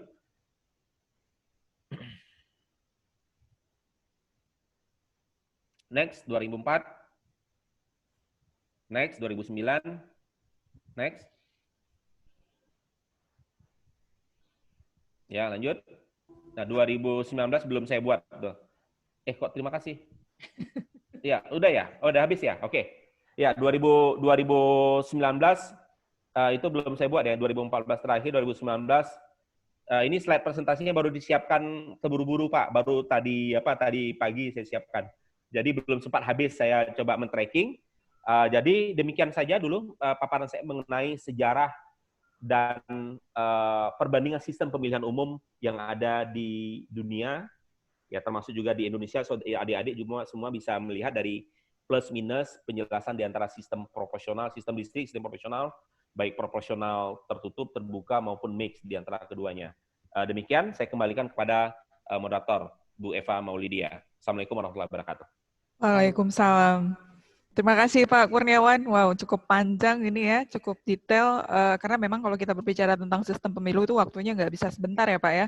Karena tadi sejarahnya aja juga cukup panjang dan sistem pemilu tadi ada 3 macam. Di dalam 3 itu juga ada dalam-dalamnya lagi dari distrik proporsional, terus juga ada banyak hal tadi yang sudah dijelaskan. Sepertinya di kampus juga sudah membahas ini. Dan ini untuk lebih memperdalam lagi kali ya, karena kita memang sangat berharap bahwa diskusi kita hari ini, kuliah ini, adik-adik di sini benar-benar paham terkait dengan sistem pemilu, karena memang seperti yang tadi disampaikan oleh Pak Ketua, Pak Indra, bahwa sistem pemilu itu sebenarnya tidak baku, jadi bisa direkayasa atau bisa disesuaikan lagi untuk hal yang lebih positif lagi untuk perkembangan ke depannya tuh baiknya seperti apa. Nah, inilah kita berharap dari diskusi ini juga nanti adik-adik sebagai pemuda kelompok milenial bangsa bisa memberikan alternatif dan masukan untuk membangun sistem pemilu Indonesia ke depan. Baik, langsung saja kita buka sesi tanya jawab ya, biar lebih interaktif lagi. Ini kita buka di sesi pertama, kita undang 3 penanya, bisa menyebutkan namanya, dan langsung pertanyaannya ditujukan kepada siapa. Kami persilakan untuk 3 penanya pertama. Nanti kita ada 2 merchandise ini kepada peserta terbaik ya, yang akan ditentukan oleh Pak Indra dan juga Pak Kurniawan langsung. Baik, ada yang ingin bertanya? Kita persilakan. Adik-adik dari Fakultas Hukum Unsia, ini saat yang tepat. Baik, silakan dengan siapa ini? Saya Intan Rahmadani dari Fakultas Hukum Universitas Syahkuala. Oke, silakan Intan. Saya ingin bertanya mengenai efektivitas pemilu yang telah dilaksanakan oleh negara kita. Apakah sudah cukup baik sejauh ini, dan jika memang masih ada yang perlu kita perbaiki, apa yang harus diperbaiki untuk kami yang masih berstatus sebagai mahasiswa atau mahasiswi? Wow, Intan, baik, itu pertanyaannya tadi ya. Ini mau ditanya pada siapa nih Intan? Kepada Pak Kurniawan mungkin ya Bu. Pak Kurniawan ya, berarti terkait dengan efektivitas pemilu yang udah berlangsung saat ini di Indonesia, dan kira-kira apa yang perlu dianalisa ya, ini lebih ke analisa menurut pandangan dari Pak Kurniawan. Itu aja ya Intan ya? Iya benar Bu. Oke, baik. Penanya kedua?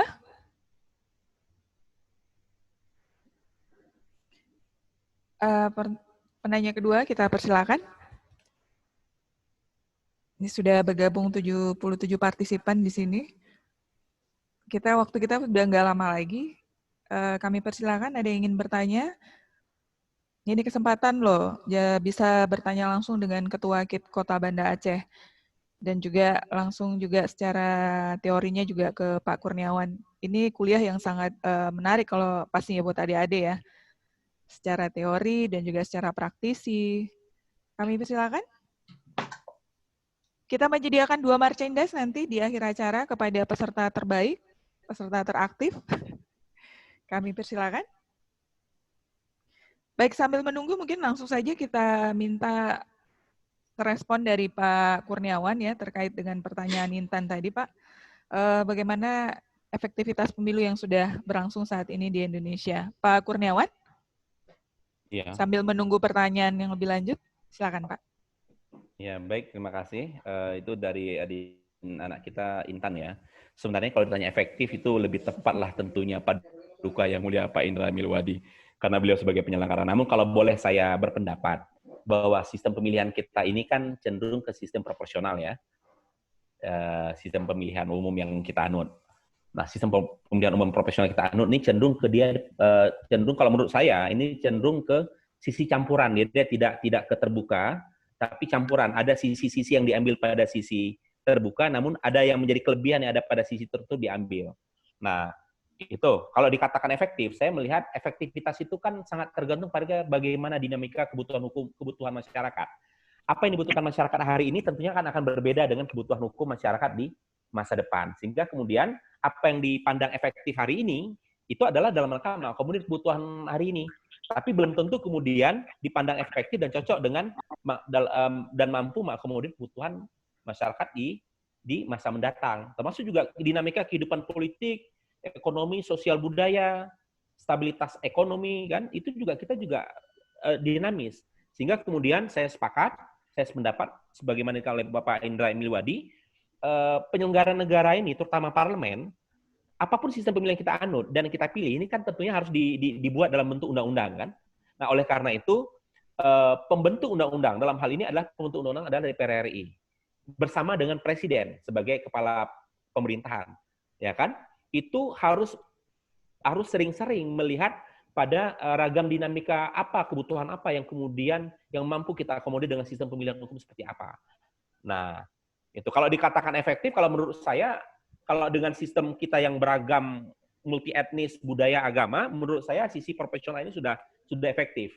Sudah efektif. Tentu kalau dikatakan apa yang menjadi kekurangannya, Pak Indra tentu akan lebih banyak bercerita tentang teknis. Karena beliaulah sebagai penyelenggaranya, kan begitu ya. KIP ya, sebagai penyelenggara pemilihan umum di wilayah Kota Banda Aceh. Kalau menurut pandangan saya itu. Iya, Pak Kurniawan, sedikit tadi Intan juga menyebutkan kalau dari sisi akademisi, apa yang perlu diperbaiki kira-kira Pak dari pemilu yang sudah berjalan ini?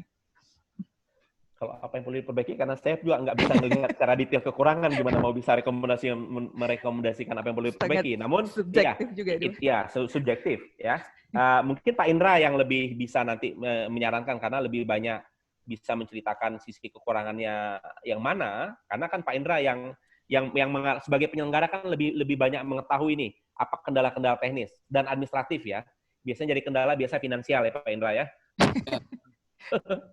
Ya, oke, demikian saya kembalikan ke Pak Indra. Nanti saya bisa menambahkan di tengah jalan setelah Pak Indra. Nanti saya dapatkan dari Pak Indra apa menjadi kendala teknis, mungkin bisa solusi seperti apa bisa dihasilkan. Terima kasih. Terima kasih Pak Kurniawan. Silakan Pak Indra, langsung saja. Ya, terima kasih ya Pak Kurniawan yang mulia. Kalau kita lihat sih sebenarnya penyelenggaraan pemilu di Indonesia ini selalu mencoba lebih baik dan lebih baik itu ke depannya.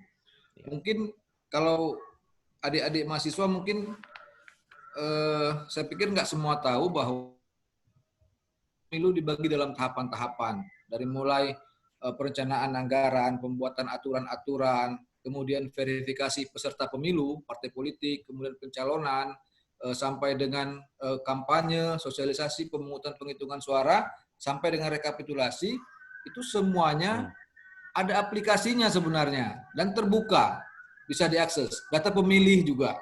Jadi sebenarnya semuanya sudah terbuka. Mungkin jadi setiap dari pemilu ke pemilu kita ini selalu melakukan evaluasi dan perbaikan-perbaikan.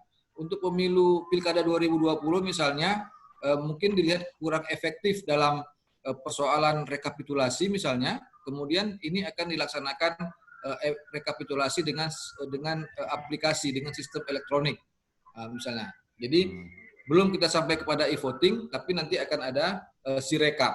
Jadi ini selalu dilakukan perbaikan-perbaikan. Jadi sebenarnya inilah makanya penting kita melakukan sosialisasi bahwa semua informasi sebenarnya sudah disediakan oleh KPU atau KIP secara terbuka.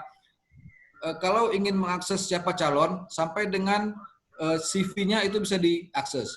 Mau lihat ijazahnya, CV-nya, ya. Jadi mau lihat rekam jejaknya, apa pengalaman organisasinya, prestasinya, pengalaman profesional itu bisa dilihat. Kemudian pemilih bisa cek namanya sudah terdaftar atau tidak. Jadi ini sebenarnya perbaikan-perbaikan sudah dilakukan. Malah sebenarnya ini yang kita harapkan dari adik-adik dari mahasiswa misalnya untuk lebih aktif ya memanfaatkan fitur-fitur yang sudah kita sediakan. Kemudian juga memahami aturan. kemarin kita sempat itu kan milih pindah. Ini kan banyak nih dari adik-adik ini yang dari luar daerah. Mahasiswa di Unsyah ini banyak yang dari luar daerah. Kemudian untuk yang pindah itu dia untuk memilih di Banda Aceh, dia harus pindah memilih. Ada form A5. Form A5 ini yang harus mereka sampaikan bisa didapat di daerah asal, bisa juga diminta di tempat tujuannya di kota untuk yang di Banda Aceh. Tapi ada batas waktunya. Nah, ada batas waktunya. Yang pertama itu diberikan waktu 30 hari. Kemudian di judicial review karena dianggap 30 hari tidak cukup sampai dengan akhirnya diberikan batas waktu 7 hari. Tapi kemudian 3 hari menjelang hari H masih ada mahasiswa yang datang minta supaya diberikan A5 atau diberikan pindah memilih. Nah, ini yang kita harapkan agar saya pikir efektivitasnya masing-masing kita punya peran masing-masing untuk adik-adik mahasiswa bisa lebih memahami aturan-aturan. Nah, ini sampaikan juga kepada kawan-kawannya. Meskipun kita juga secara intens melakukan sosialisasi di kampus-kampus. Jadi ini mungkin yang penting. Kalau untuk perbaikan-perbaikan, insya Allah kita sudah melakukan banyak perbaikan-perbaikan peningkatan untuk kepemiluan. Mungkin yang agak menyusahkan itu seperti misalnya pemilu itu 5 kota. Ini kemudian sampai tengah malam, bahkan sampai subuh. Nah ini pernah juga saya sampaikan kepada anggota DPR RI misalnya kenapa tidak kita 1 hari cukup untuk pemungutan saja. Besok baru kita hitung lagi. Tapi ternyata mereka masih ya kita ini masih trauma dengan pemilu masa Orde Baru mungkin, di mana banyak hasil-hasil itu dicurangi sehingga kepercayaan itu belum tumbuh sampai sedemikian besar. Mungkin insya Allah ke depan bisa kita perbaiki. Apakah dengan pakai sistem elektronik sehingga untuk penghitungan tidak perlu lagi sampai tengah malam atau sampai subuh. Mungkin demikian. Baik, terima kasih Pak Indra. Jadi penekanan tadi dari Ketua KIP Kota Banda Aceh, adik-adik mahasiswa harus bisa memahami aturan dan juga prosedur dan proses yang berjalan di dalam pemilu itu sendiri. Jadi informasi sudah banyak disediakan oleh KPU, tinggal bagaimana adik-adik bisa memanfaatkan informasi itu dan nantinya juga bisa meneruskan informasi kepemiluan itu di lingkungannya. Baik, selanjutnya ada yang ingin bertanya lagi? Saya ingin bertanya. Baik, dengan siapa? Raudia ya? Iya benar Bu. Ya, Assalamualaikum warahmatullahi wabarakatuh. Perkenalkan nama saya Rodiatul Zahra. Saya mahasiswa dari Fakultas Hukum Unsyah. Saya ingin bertanya, jadi kan pada saat masa-masa pemilu itu kan para calon kandidat datang nih ke tempat-tempat untuk menyuarakan visi dan misinya. Suaranya di unmute dulu, Raudia. Speakernya. Oh ya maaf. Ya. Jadi kan pada saat masa-masa pemilu kan para calon-calon kandidat di pemilu itu kan datang ke tempat-tempat baik desa maupun kampung-kampung maupun kota untuk menyampaikan visi dan misi mereka. Nah, salah satu orang yang mereka tuju itu kan adalah orang tua ya. Nah, saya banyak melihat salah satu contohnya gitu di desa-desa bahwa banyak orang tua itu digiring untuk memilih salah satu kandidat. Nah, itu yang ingin saya tanyakan, gimana sih menurut Bapak langkah apa yang sebaiknya kita lakukan gitu untuk mengurangi hal tersebut? Karena kan kalau kita bisa bilang pemilu itu kan sesuai dengan suara kita gitu, bukan sesuai dengan apa yang dipaksakan gitu. Nah, apakah sebaiknya harus ada sosialisasi terlebih dahulu? Dan terus pertanyaannya yang kedua, apa sih yang KIP Banda Aceh yang akan lakukan untuk pemilu ke depannya? Terima kasih, Bu. Baik. Itu menggiringnya itu gimana tuh? Coba. Iya, Pak. Menggiringnya bagaimana caranya? Enggak Pak, Mas, bukan menggiring. Biasanya kayak gini Pak, saya kan pernah tanya nih Pak sama salah satu orang di kampung saya Pak kan, ketika saya tanya kenapa Ibu memilih calon kandidat ini, terus dikatakan ya karena menurut saya misalnya dia cuma melihatnya dari visi misinya tuh ya kayak gitu aja, karena banyak orang yang memilih, terus orang-orang juga lebih banyak menyuruh yuk pilih dia aja, kayak itu kampung kita pilih dia, kayak gitu Pak. Baik, Raudia. Tadi 2 pertanyaan ya, Raudia. Selanjutnya kita terbuk satu lagi. Sebelum dijawab nanti, ada yang ingin bertanya lagi? Saya Bu Raja Arang Kosar. Ya, silakan Raja. Jadi saya ingin bertanya kepada Pak Kurniawan mengenai slide yang Bapak berikan tadi. Katanya sistem pemilu yang sering dilakukan di dunia ini ada dua, yaitu sistem pemilu distrik dan sistem pemilu proporsional. Lalu kenapa sistem pemilu campuran ini jarang digunakan gitu Pak? Bukankah lebih bebas kita dalam mengatur sistemnya? Karena tadi Bapak bilang di sistem pemilu Indonesia bisa mencampur antara proporsional terbuka dan tertutup. Baik, Raja. Itu aja ya. Sistem pemilih campuran kenapa Ya. tidak jarang digunakan ya? Ya. Satu Baik. lagi, boleh? Ya, boleh, boleh. Nah, Silakan. satu lagi, kenapa golput atau golongan putih itu seperti tidak lazim di sistem pemilu ini gitu. Sedangkan tindakan tidak pemilih adalah sesuatu pilihan gitu. Kenapa dianggap tidak lazim? Ataukah mungkin karena dia tidak pas dengan kedua calon atau para calon, atau dia memilih untuk tidak memilih gitu. Baik, Raja. Dua pertanyaan ya. Kenapa golput tidak lazim? Ini bertanya langsung ke kemana nih? Yang pertama tadi tentang sistem pemilu mungkin kepada Pak Kurniawan. Yang kedua kepada Pak Indra. Baik. Oke, Raja. Terima kasih, Raja. Ini kita sudah... Masih ada satu lagi? Biar sekalian dijawab. Apa masih ada yang ingin bertanya? Satu lagi? Oke, sebelumnya ini sudah ada dua penanya ya, dari Raudia dan juga Raja.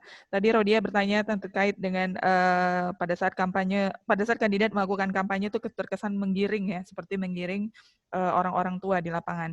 Nah, terus juga apa yang KIP lakukan untuk pemilu ke depan? Dan Pak Indra di sini mungkin bisa langsung dengan menjawab pertanyaan dari Raja juga, yang pertanyaan Raja yang kedua, kenapa golput seperti tidak lazim? Silakan Pak Indra.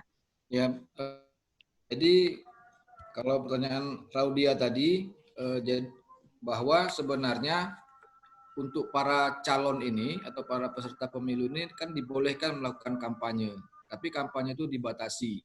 Misalnya kampanye itu artinya adalah penyampaian citra diri atau partai, ya, visi misi untuk menarik atau mendorong orang untuk memilih dia.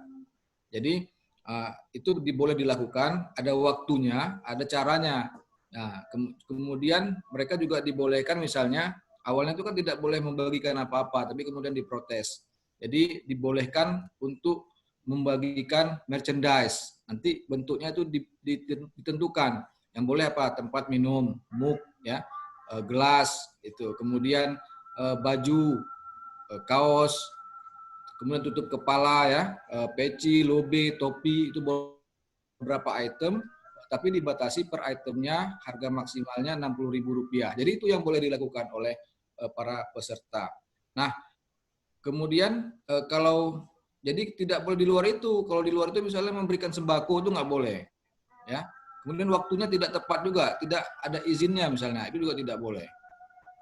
Kemudian tidak boleh berkampanye di masa tenang 3 hari menjelang hari H, tidak boleh juga. Memberikan uang money politik tidak boleh. Nah, untuk hal-hal yang tidak dibolehkan ini ada ancaman pidananya.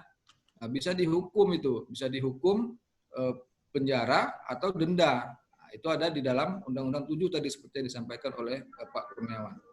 Jadi, maka kalau memang ada di luar daripada yang dibolehkan, itu bisa dilaporkan. Bisa dilaporkan ke Panwas untuk administrasinya, bisa dilaporkan ke kepolisian untuk pidananya atau Gakumdu pada pemilu, pada setiap pemilu.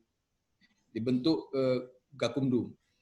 Nah, kemudian untuk apa yang dilakukan, sebenarnya kalau untuk KIP ini, Kota Banda Aceh, kita hierarkis dengan KPU RI. Jadi program-program kita banyak sudah ditentukan oleh KPU. Tapi untuk Banda Aceh tentu ya inovasi-inovasi yang kita lakukan adalah misalnya dalam hal sosialisasi. Nah, program seperti ini mungkin belum banyak KPU atau KIP Kabupaten Kota yang melaksanakan, tapi KIP sudah melaksanakan. Kita juga melaksanakan webinar beberapa seri, itu sudah kita laksanakan. Itulah inovasi-inovasi yang kita lakukan. Kemudian banyak kegiatan-kegiatan sosialisasi yang kita lakukan. Kemudian kita juga memperhatikan banyak, kita bekerja sama dengan organisasi-organisasi disabilitas misalnya, untuk memastikan bahwa mereka juga terproteksi. Kemudian juga memastikan bahwa TPS-TPS kita itu ramah terhadap disabilitas. Nah, kemarin kita berprestasi, alhamdulillah saya baru kembali dari Jogja hari Sabtu kemarin menerima penghargaan 5 besar data pemutakhiran data pemilih berkelanjutan terbaik se-Indonesia. Jadi kita Banda Aceh ini menjadi pilot project untuk pemutakhiran data pemilih berkelanjutan untuk KPU atau KIP kabupaten kota yang kebetulan tidak sedang melaksanakan pilkada. Itu dia. Kemudian untuk Raja, ya, kenapa golput tidak lazim? Mungkin kenapa golput tidak populer? Kayaknya kalau golput itu orang nggak suka, terutama pemerintah. Kalau dulu malah ditangkap itu. Di zaman Orde Baru, kalau ada gerakan yang mengumandangkan atau menyuarakan untuk golput, itu bisa ditangkap oleh tentara kalau dulu. Tapi kalau sekarang tidak. Tapi memang dianggap tidak lazim. Yang pertama karena memang partisipasi pemilih ya secara kuantitas itu penting untuk sebagai salah satu parameter legitimasi dari pihak atau pemimpin yang terpilih. Jadi kalau terpilih hanya dengan partisipasi pemilih 50% misalnya, itu dianggap legitimasinya kurang sehingga orang-orang mungkin merasa bahwa ini cuman presiden atau wali kota atau bupati atau gubernur ini cuma dipilih segelintir orang saja karena lebih banyak yang tidak memilih. Pengalaman partisipasi pemilih yang rendah itu misalnya terjadi di Kota Medan di Pilkada 2017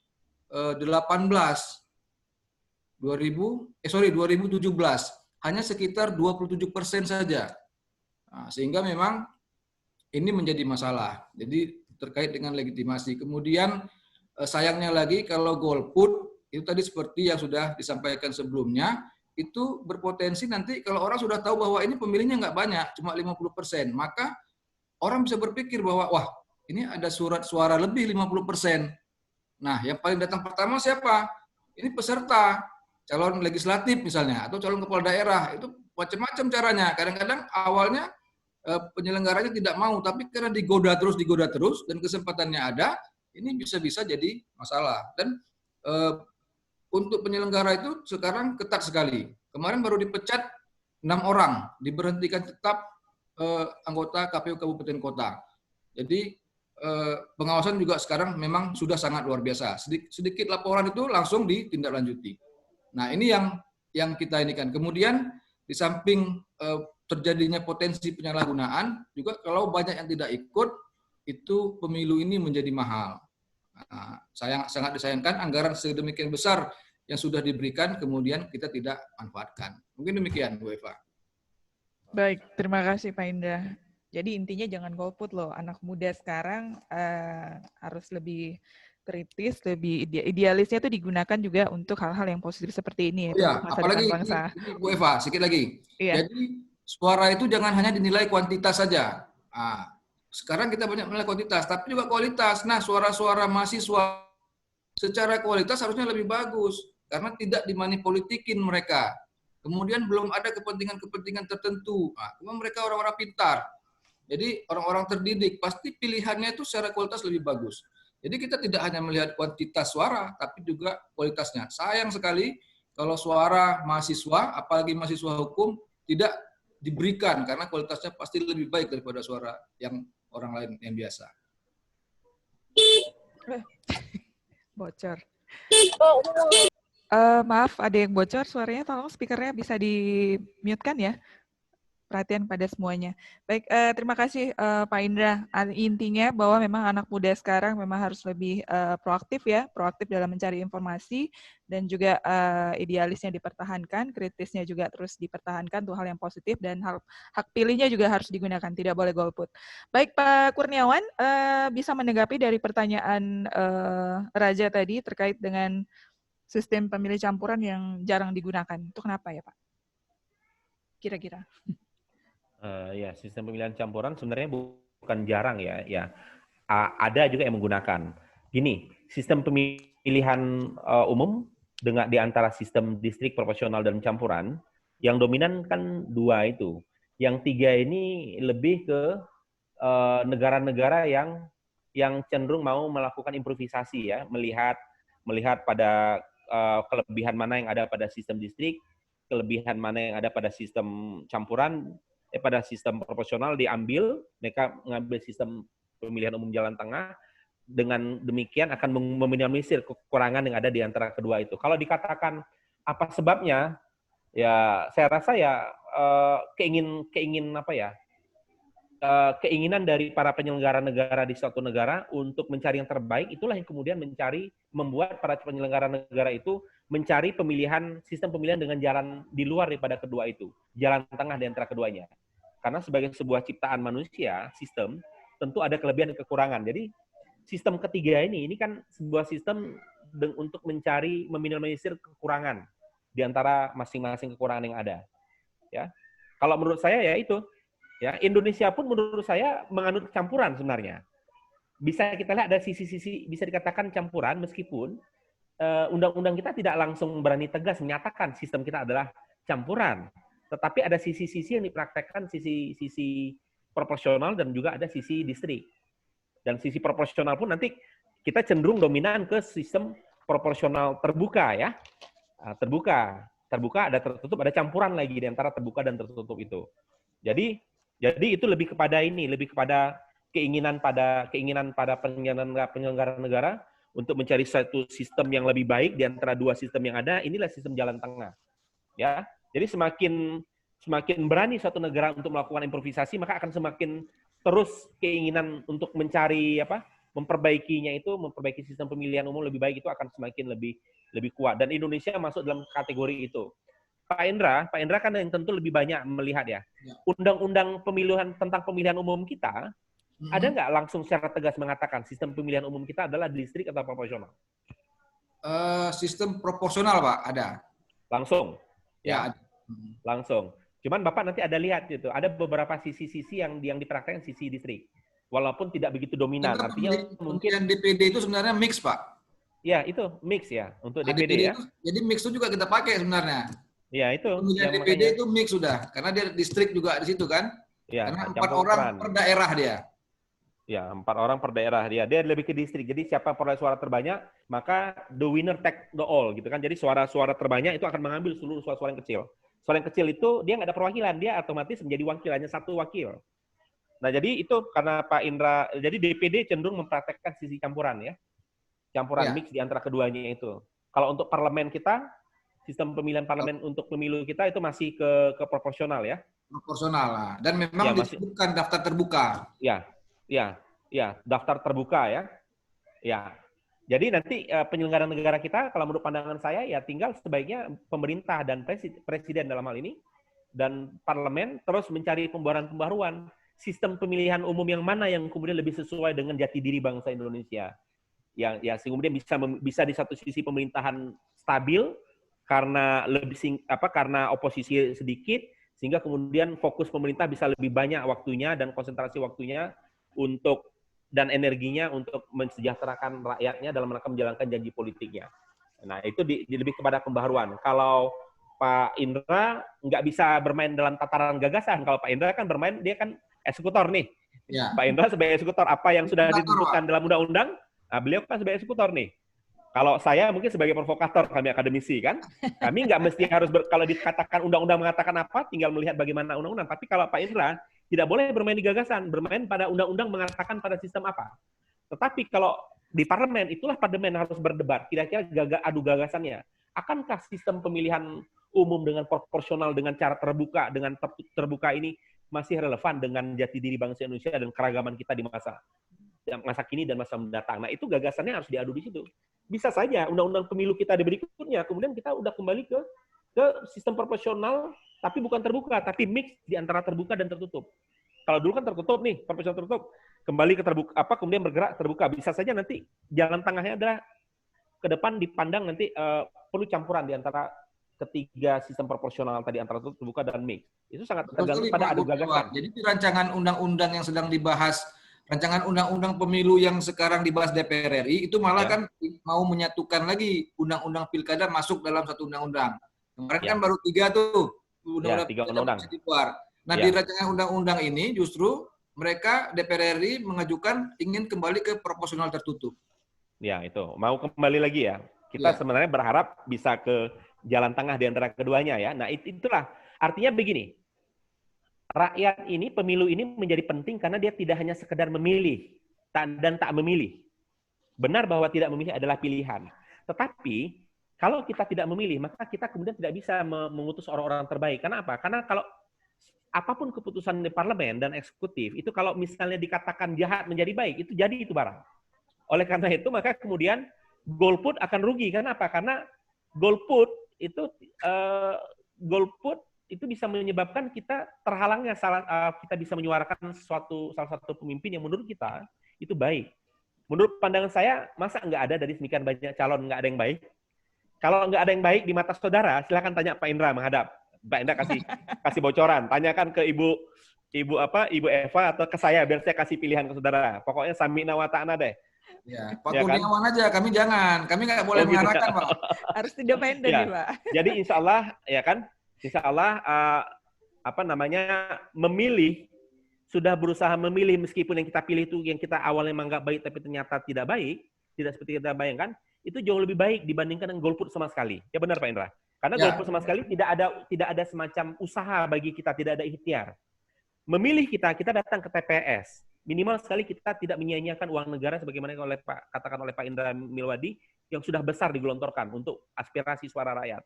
Itu pertama. Kemudian yang kedua, memilih itu adalah sebuah ikhtiar kita untuk mengaspirasikan suara kecil kita, suara hati kita, hati nurani kita untuk memilih siapa yang akan kita dedikasikan dengan kedaulatan kita one man one vote. Bahwa setelah kita pilih setelah kita memilih orang-orang tertentu yang kita anggap baik tapi ternyata kemudian tidak seperti apa yang kita duga, maka itu jauh lebih baik dibandingkan dengan kita tidak memilih sama sekali. Minimal tidak ada ikhtiar. Kita menyia-nyiakan uang negara kan. Hanya saya perlu jadi evaluasi pemilihan ke depan harus lebih hati-hati dalam menjatuhkan pilihan. Itu yang perlu dievaluasi. Ya kan bagaimana kita bisa mengevaluasi pilihan ke depan lebih baik sementara hari ini kita nggak memilih misalnya. Pemilu 2019 kita nggak memilih, gimana kita bisa mengevaluasi pemilihan umum kita di 2020 berapa berarti itu? 2023 ya? 2024.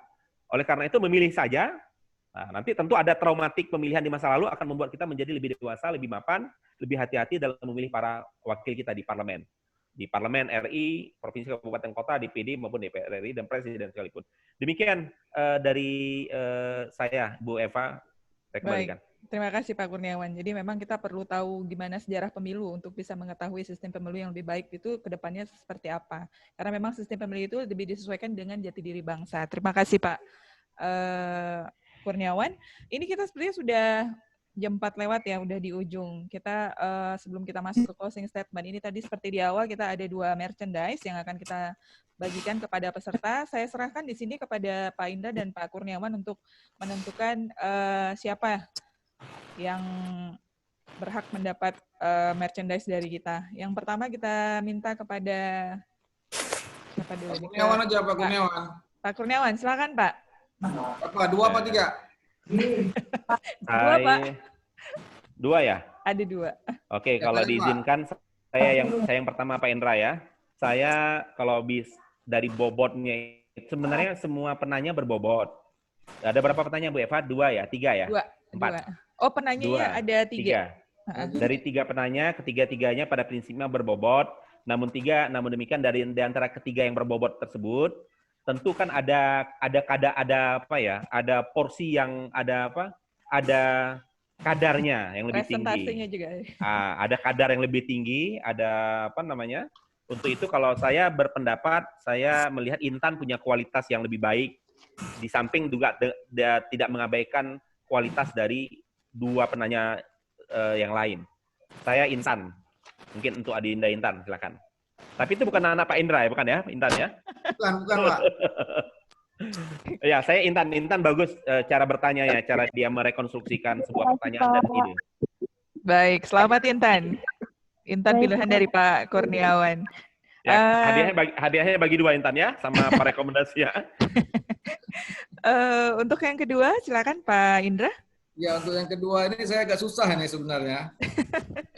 Cuman memang kalau pertanyaannya memang kalau harus fair memang menarik tadi pertanyaan dari Raja ya tentang sistem pemilu. Jadi masuk ke topiknya memang tentang distrik proporsional dan mix, dan kemudian juga ada isu-isu tentang golput yang ini menarik untuk mahasiswa. Jadi nggak bisa ngelak memang. Milihnya memang Raja. Langsung ya, setuju. Berarti merchandise kita yang kedua jatuh ke Raja. Ya, selamat untuk Intan dan Raja. Nanti akan kita informasikan kembali. Kami dari panitia akan menghubungi Intan dan Raja untuk pengambilan merchandise-nya di kantor. Baik, sebelum kita menutup acara ini, kita mintakan closing statement sedikit dari Pak Indra dan juga Pak Kurniawan. Kita persilakan Pak Kurniawan dulu, Pak. Closing statement. Ya, baik. Ya, bismillahirrahmanirrahim. Saya hormati Pak Indra, kemudian juga Ibu moderator dan adik-adik semua, para peserta, mahasiswa, bahwa pesan yang dapat saya sampaikan dalam closing statement ini adalah bahwa pemilu itu adalah perwujudan kedaulatan rakyat. Oleh karena itu adalah perwujudan kedaulatan rakyat, disinilah mahkota daripada rakyat. Jadi rakyat yang berdaulat, oleh karena itu pemilulah mahkotanya daripada kedaulatan rakyat itu. Untuk itu, mari kita berpartisipasi mensukseskan pemilu, salurkan hak Anda, karena menyalurkan hak politik itu adalah akan membantu dalam meningkatkan legitimasi, keabsahan dari suatu penyelenggara pemerintahan, baik penyelenggara pemerintahan negara maupun penyelenggara pemerintahan daerah. Sehingga dengan demikian membuat siapapun yang terpilih, dia adalah pemimpin kita. Meskipun yang terpilih itu adalah bukan yang kita pilih. Jadi harus seperti itu. Sehingga karenanya stabilitas politik akan menjadi lebih stabil, pemerintah akan lebih punya waktu yang luang untuk menunaikan janji politiknya.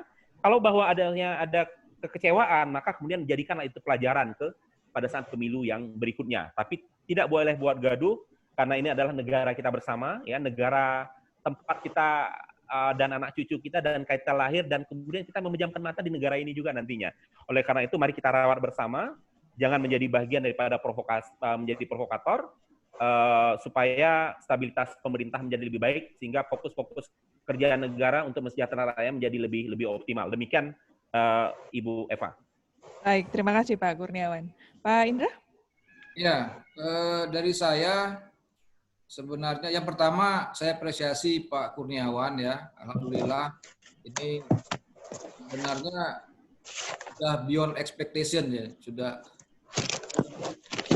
itu kelezatan ilmunya ini lebih dari yang diharapkan sudah.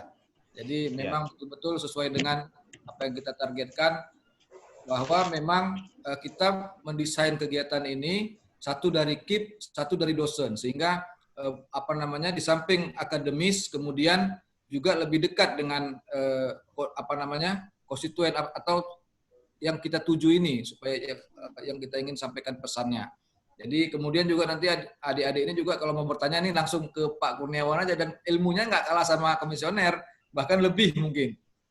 Jadi ini baik sekali. Kemudian kalau pesan saya, apalagi dengan adik-adik ini atau anak-anak dari Fakultas Hukum, saya pikir ini kita bukan hanya ingin menyampaikan pesan bahwa pemilu ini penting, tapi juga bahwa pahami pemilu ini. Jangan hanya menjadi angka, jangan menjadi kuantitas, tapi jadilah kualitas. Ini kalau bisa memahami tadi apa yang disampaikan Pak Kurniawan saja, saya pikir ini negara ini akan banyak sekali perbaikannya. Karena dengan memahami sistem pemilu, apalagi dari sisi hukumnya, ini peraturan-peraturan itu kan dibuat secara mekanisme hukum dengan undang-undang. Banyak sekarang isu-isu misalnya tentang keserentakan pemilu. Apakah harus serentak atau bagaimana, dilihat dari perspektif undang-undang, bahkan dari undang-undang dasar. Juga banyak isu-isu menarik, misalnya tentang presidensial threshold yang banyak disampaikan sekarang. Kemudian juga parliamentary threshold misalnya. Nah, ini semua ini adalah produk undang-undang, ya, yang semuanya diproses secara mekanisme hukum. Jadi apabila ingin memperbaiki negara ini, mungkin dengan memperbaiki sistem banyak perbaikan. Tadi misalnya disampaikan, kalau memang persoalannya banyak partai politik misalnya. Nah, ada regulasi yang bisa kita terapkan dalam pelaksanaan sistem pemilu yang bisa mereduksi ini misalnya, atau yang lain-lain. Jadi dengan memahami pemilu ini, saya pikir akan banyak ilmu juga, dan kemudian juga ada kesempatan juga untuk ke depan menjadi penyelenggara pemilu. Penyelenggara pemilu ini kan untuk KPU misalnya itu di aturannya itu pada Undang-Undang Dasar, sehingga memang saya pikir ini adalah profesi yang akan cukup panjang mesti akan ada, karena merubah Undang-Undang Dasar itu prosedurnya agak sulit. Mungkin demikian, tetap berkomunikasi ya, gunakan hak pilih, ikuti informasi-informasi kepemiluan yang terkait terutama dengan adik-adik mahasiswa. Mungkin demikian Ibu Eva, Pak Kurniawan, terima kasih banyak. Mohon maaf bila ada kekurangan. Billahi taufiq wal hidayah. Assalamualaikum warahmatullahi wabarakatuh. Waalaikumsalam. Terima kasih Pak Indra, terima kasih Ibu, Pak Kurniawan atas Ibu waktu Eva, dan ya. Ibu Eva, boleh Ya. saya minta waktu sedikit Silakan, untuk Pak. atas nama pimpinan Fakultas Hukum. Ya, sedikit Pak Indra, saya ambil waktunya Ibu Eva. Atas nama pimpinan Fakultas Hukum Universitas Syakwala, Bapak Dekan Fakultas Hukum, Bapak Profesor Dr. Ilyas S.H. Imhum, beserta dengan jajaran pimpinan lainnya dan segenap Civitas Akademika Fakultas Hukum Indonesia, khususnya Fakultas Hukum maupun pada umumnya lingkungan Universitas Syakwala, Bapak Dekan menyampaikan salam hangat kepada KIP Kota Banda Aceh, beserta dengan adik-adik semuanya, sekaligus beliau memberikan apresiasi yang tak terhingga ya, apresiasi yang tak terhingga dari Dekan Fakultas Hukum beserta dengan segenap Civitas Akademika kepada KIP Kota Banda Aceh yang sudah menginisiasi untuk Goes to Campus. Nah, harapannya tentu ini bukan harapan KIP saja, tapi juga merupakan harapan dan tanggung jawab kita bersama bahwa KIP Kota Banda Aceh sudah berusaha maksimal dalam rangka memberikan edukasi bagi para pemilih. Untuk itu maka kemudian dan kegiatan ini memakan biaya, ya kan, dengan menyelenggarakan memakan biaya, menginikan waktu. Oleh karena itu maka bagi para peserta yang tertera di sini ada 65 orang, maka kemudian ilmu yang sudah dibagikan tadi, baik ini sudah dibagikan oleh Pak Indra maupun presentasi yang sudah saya bagikan tadi dan presentasikan, bagi yang perlu bahan silakan diambil dan silakan kemudian ditularkan virus-virus kebaikan itu, ilmu-ilmu yang sudah diperoleh tadi itu, bahan presentasi kepada yang lain, sehingga harapannya ketika kita tua nanti anak-anak ini menjadi pemilih yang lebih cerdas sehingga kualitas demokrasi menjadi lebih baik dan kita nggak kelumpungan nanti ketika usia-usia 60-50 tahun ke depan. Nggak sampai 50 tahun lagi kali ya. Nah, jadi demikian. Jadi sangat apresiasi, saya juga secara pribadi selain pimpinan mengapresiasi mengenai langkah terkait dengan langkah yang diambil oleh KIP Kota Banda Aceh dan siogianya ini akan diikuti oleh KIP-KIP kabupaten kota lainnya di Aceh pada khususnya dan di Indonesia pada umumnya. Demikian saya kembalikan. Baik, terima kasih Pak Kurniawan. Terima kasih sekali sudah memberikan kelezatan kuliah online hari ini ya dengan nuansa yang berbeda. Terima kasih juga buat Pak Indra atas sharing-sharingnya tadi terkait dengan mengapa pentingnya partisipasi bagi pemilih pemuda. Dan semoga di sini kita berharap kepada adik-adik yang sudah mengikuti acara ini bisa menambah pengetahuan dan wawasannya terkait dengan kepemiluan dan juga tidak hanya sekedar tahu tapi juga memahami, karena pemahaman adik-adik tentang kepemiluan itu tadi, tentang pentingnya pemilu dan juga menggunakan hak suaranya dalam kehidupan berdemokrasi, maka bisa memberikan perbaikan dan alternatif ataupun masukan yang lebih baik lagi ke depannya. Adik-adik di sini sebagai generasi milenial bangsa yang dekat dengan teknologi, yang pastinya juga tidak jauh dari dunia medsos, jangan mudah atau menerima informasi hoax-hoax yang tidak benar, dan di sini juga adik-adik kita harapkan bisa menjadi agen sosialisasi atau agen informasi terkait dengan kepemiluan di lingkungannya masing-masing. Mahasiswa sebagai generasi muda harus tetap kritis dan idealis, jangan pesimis dan apatis, gunakan hak suara kalian dengan cerdas untuk masa depan bangsa. Masa depan ada di tangan adik-adik semua. Baik, sebelum kita selesai menutupi acara ini, kita lakukan foto dokumentasi bersama ya. Bisa dibuka semua videonya. Kami minta kepada semua peserta untuk bisa membuka videonya. Kiki, silakan memberikan aba-aba untuk pengambilan foto.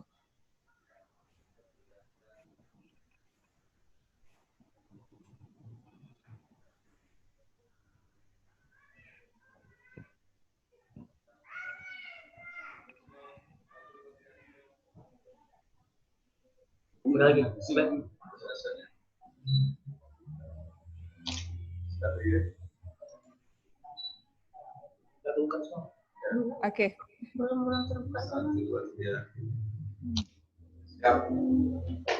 Oke. Baik, terima kasih. Terima kasih sekali lagi juga buat semua peserta yang sudah hadir, yang mengikuti acara ini sampai selesai, atas partisipasinya juga tadi semuanya. Dan terima kasih kepada panitia, itu videonya sudah terbuka ya, terlihat di sana bahwa memang ada panitia di belakang layar yang sudah mempersiapkan acara ini sampai dengan terlaksana ya. Dan ini merupakan seri yang keempat. Terima kasih sekali lagi. Kami juga di sini menginformasikan kepada seluruh adik-adik yang memang masih ingin belajar lebih banyak lagi terkait dengan pemilu, bisa datang ke KIP Kota Banda Aceh. Kita membuka ruang, ada rumah pintar pemilu bagi adik-adik yang ingin lebih tahu dalam lagi terkait dengan pemilu, dan ada informasi-informasi yang ingin didapat, bisa langsung datang ke kami. Dan di sini kami sangat menyambut baik semua respon dari adik-adik yang tertarik dengan dunia kepemiluan. Kami dari panitia mohon maaf apabila ada kejanggalan atau kekurangan selama acara ini berlangsung, karena kesalahan hanya milik kita sebagai manusia, tidak luput dari kesalahan. Baik, akhir kata, di masa pandemi ini kami ingatkan sekali lagi, jangan lupa jaga kesehatan, memakai masker, cuci tangan, dan jaga jarak. Wabillahi taufiq wal hidayah. Wassalamualaikum warahmatullahi wabarakatuh. Selamat sore. Waalaikumsalam. Waalaikumsalam warahmatullahi wabarakatuh. Pak Kurniawan, terima kasih adik semua. Iya, makasih banyak Pak Indra, Bu Eva. Izin semua ya, adik-adik mahasiswa. Ya, sama-sama. Ya, bahannya silakan diambil ke panitia.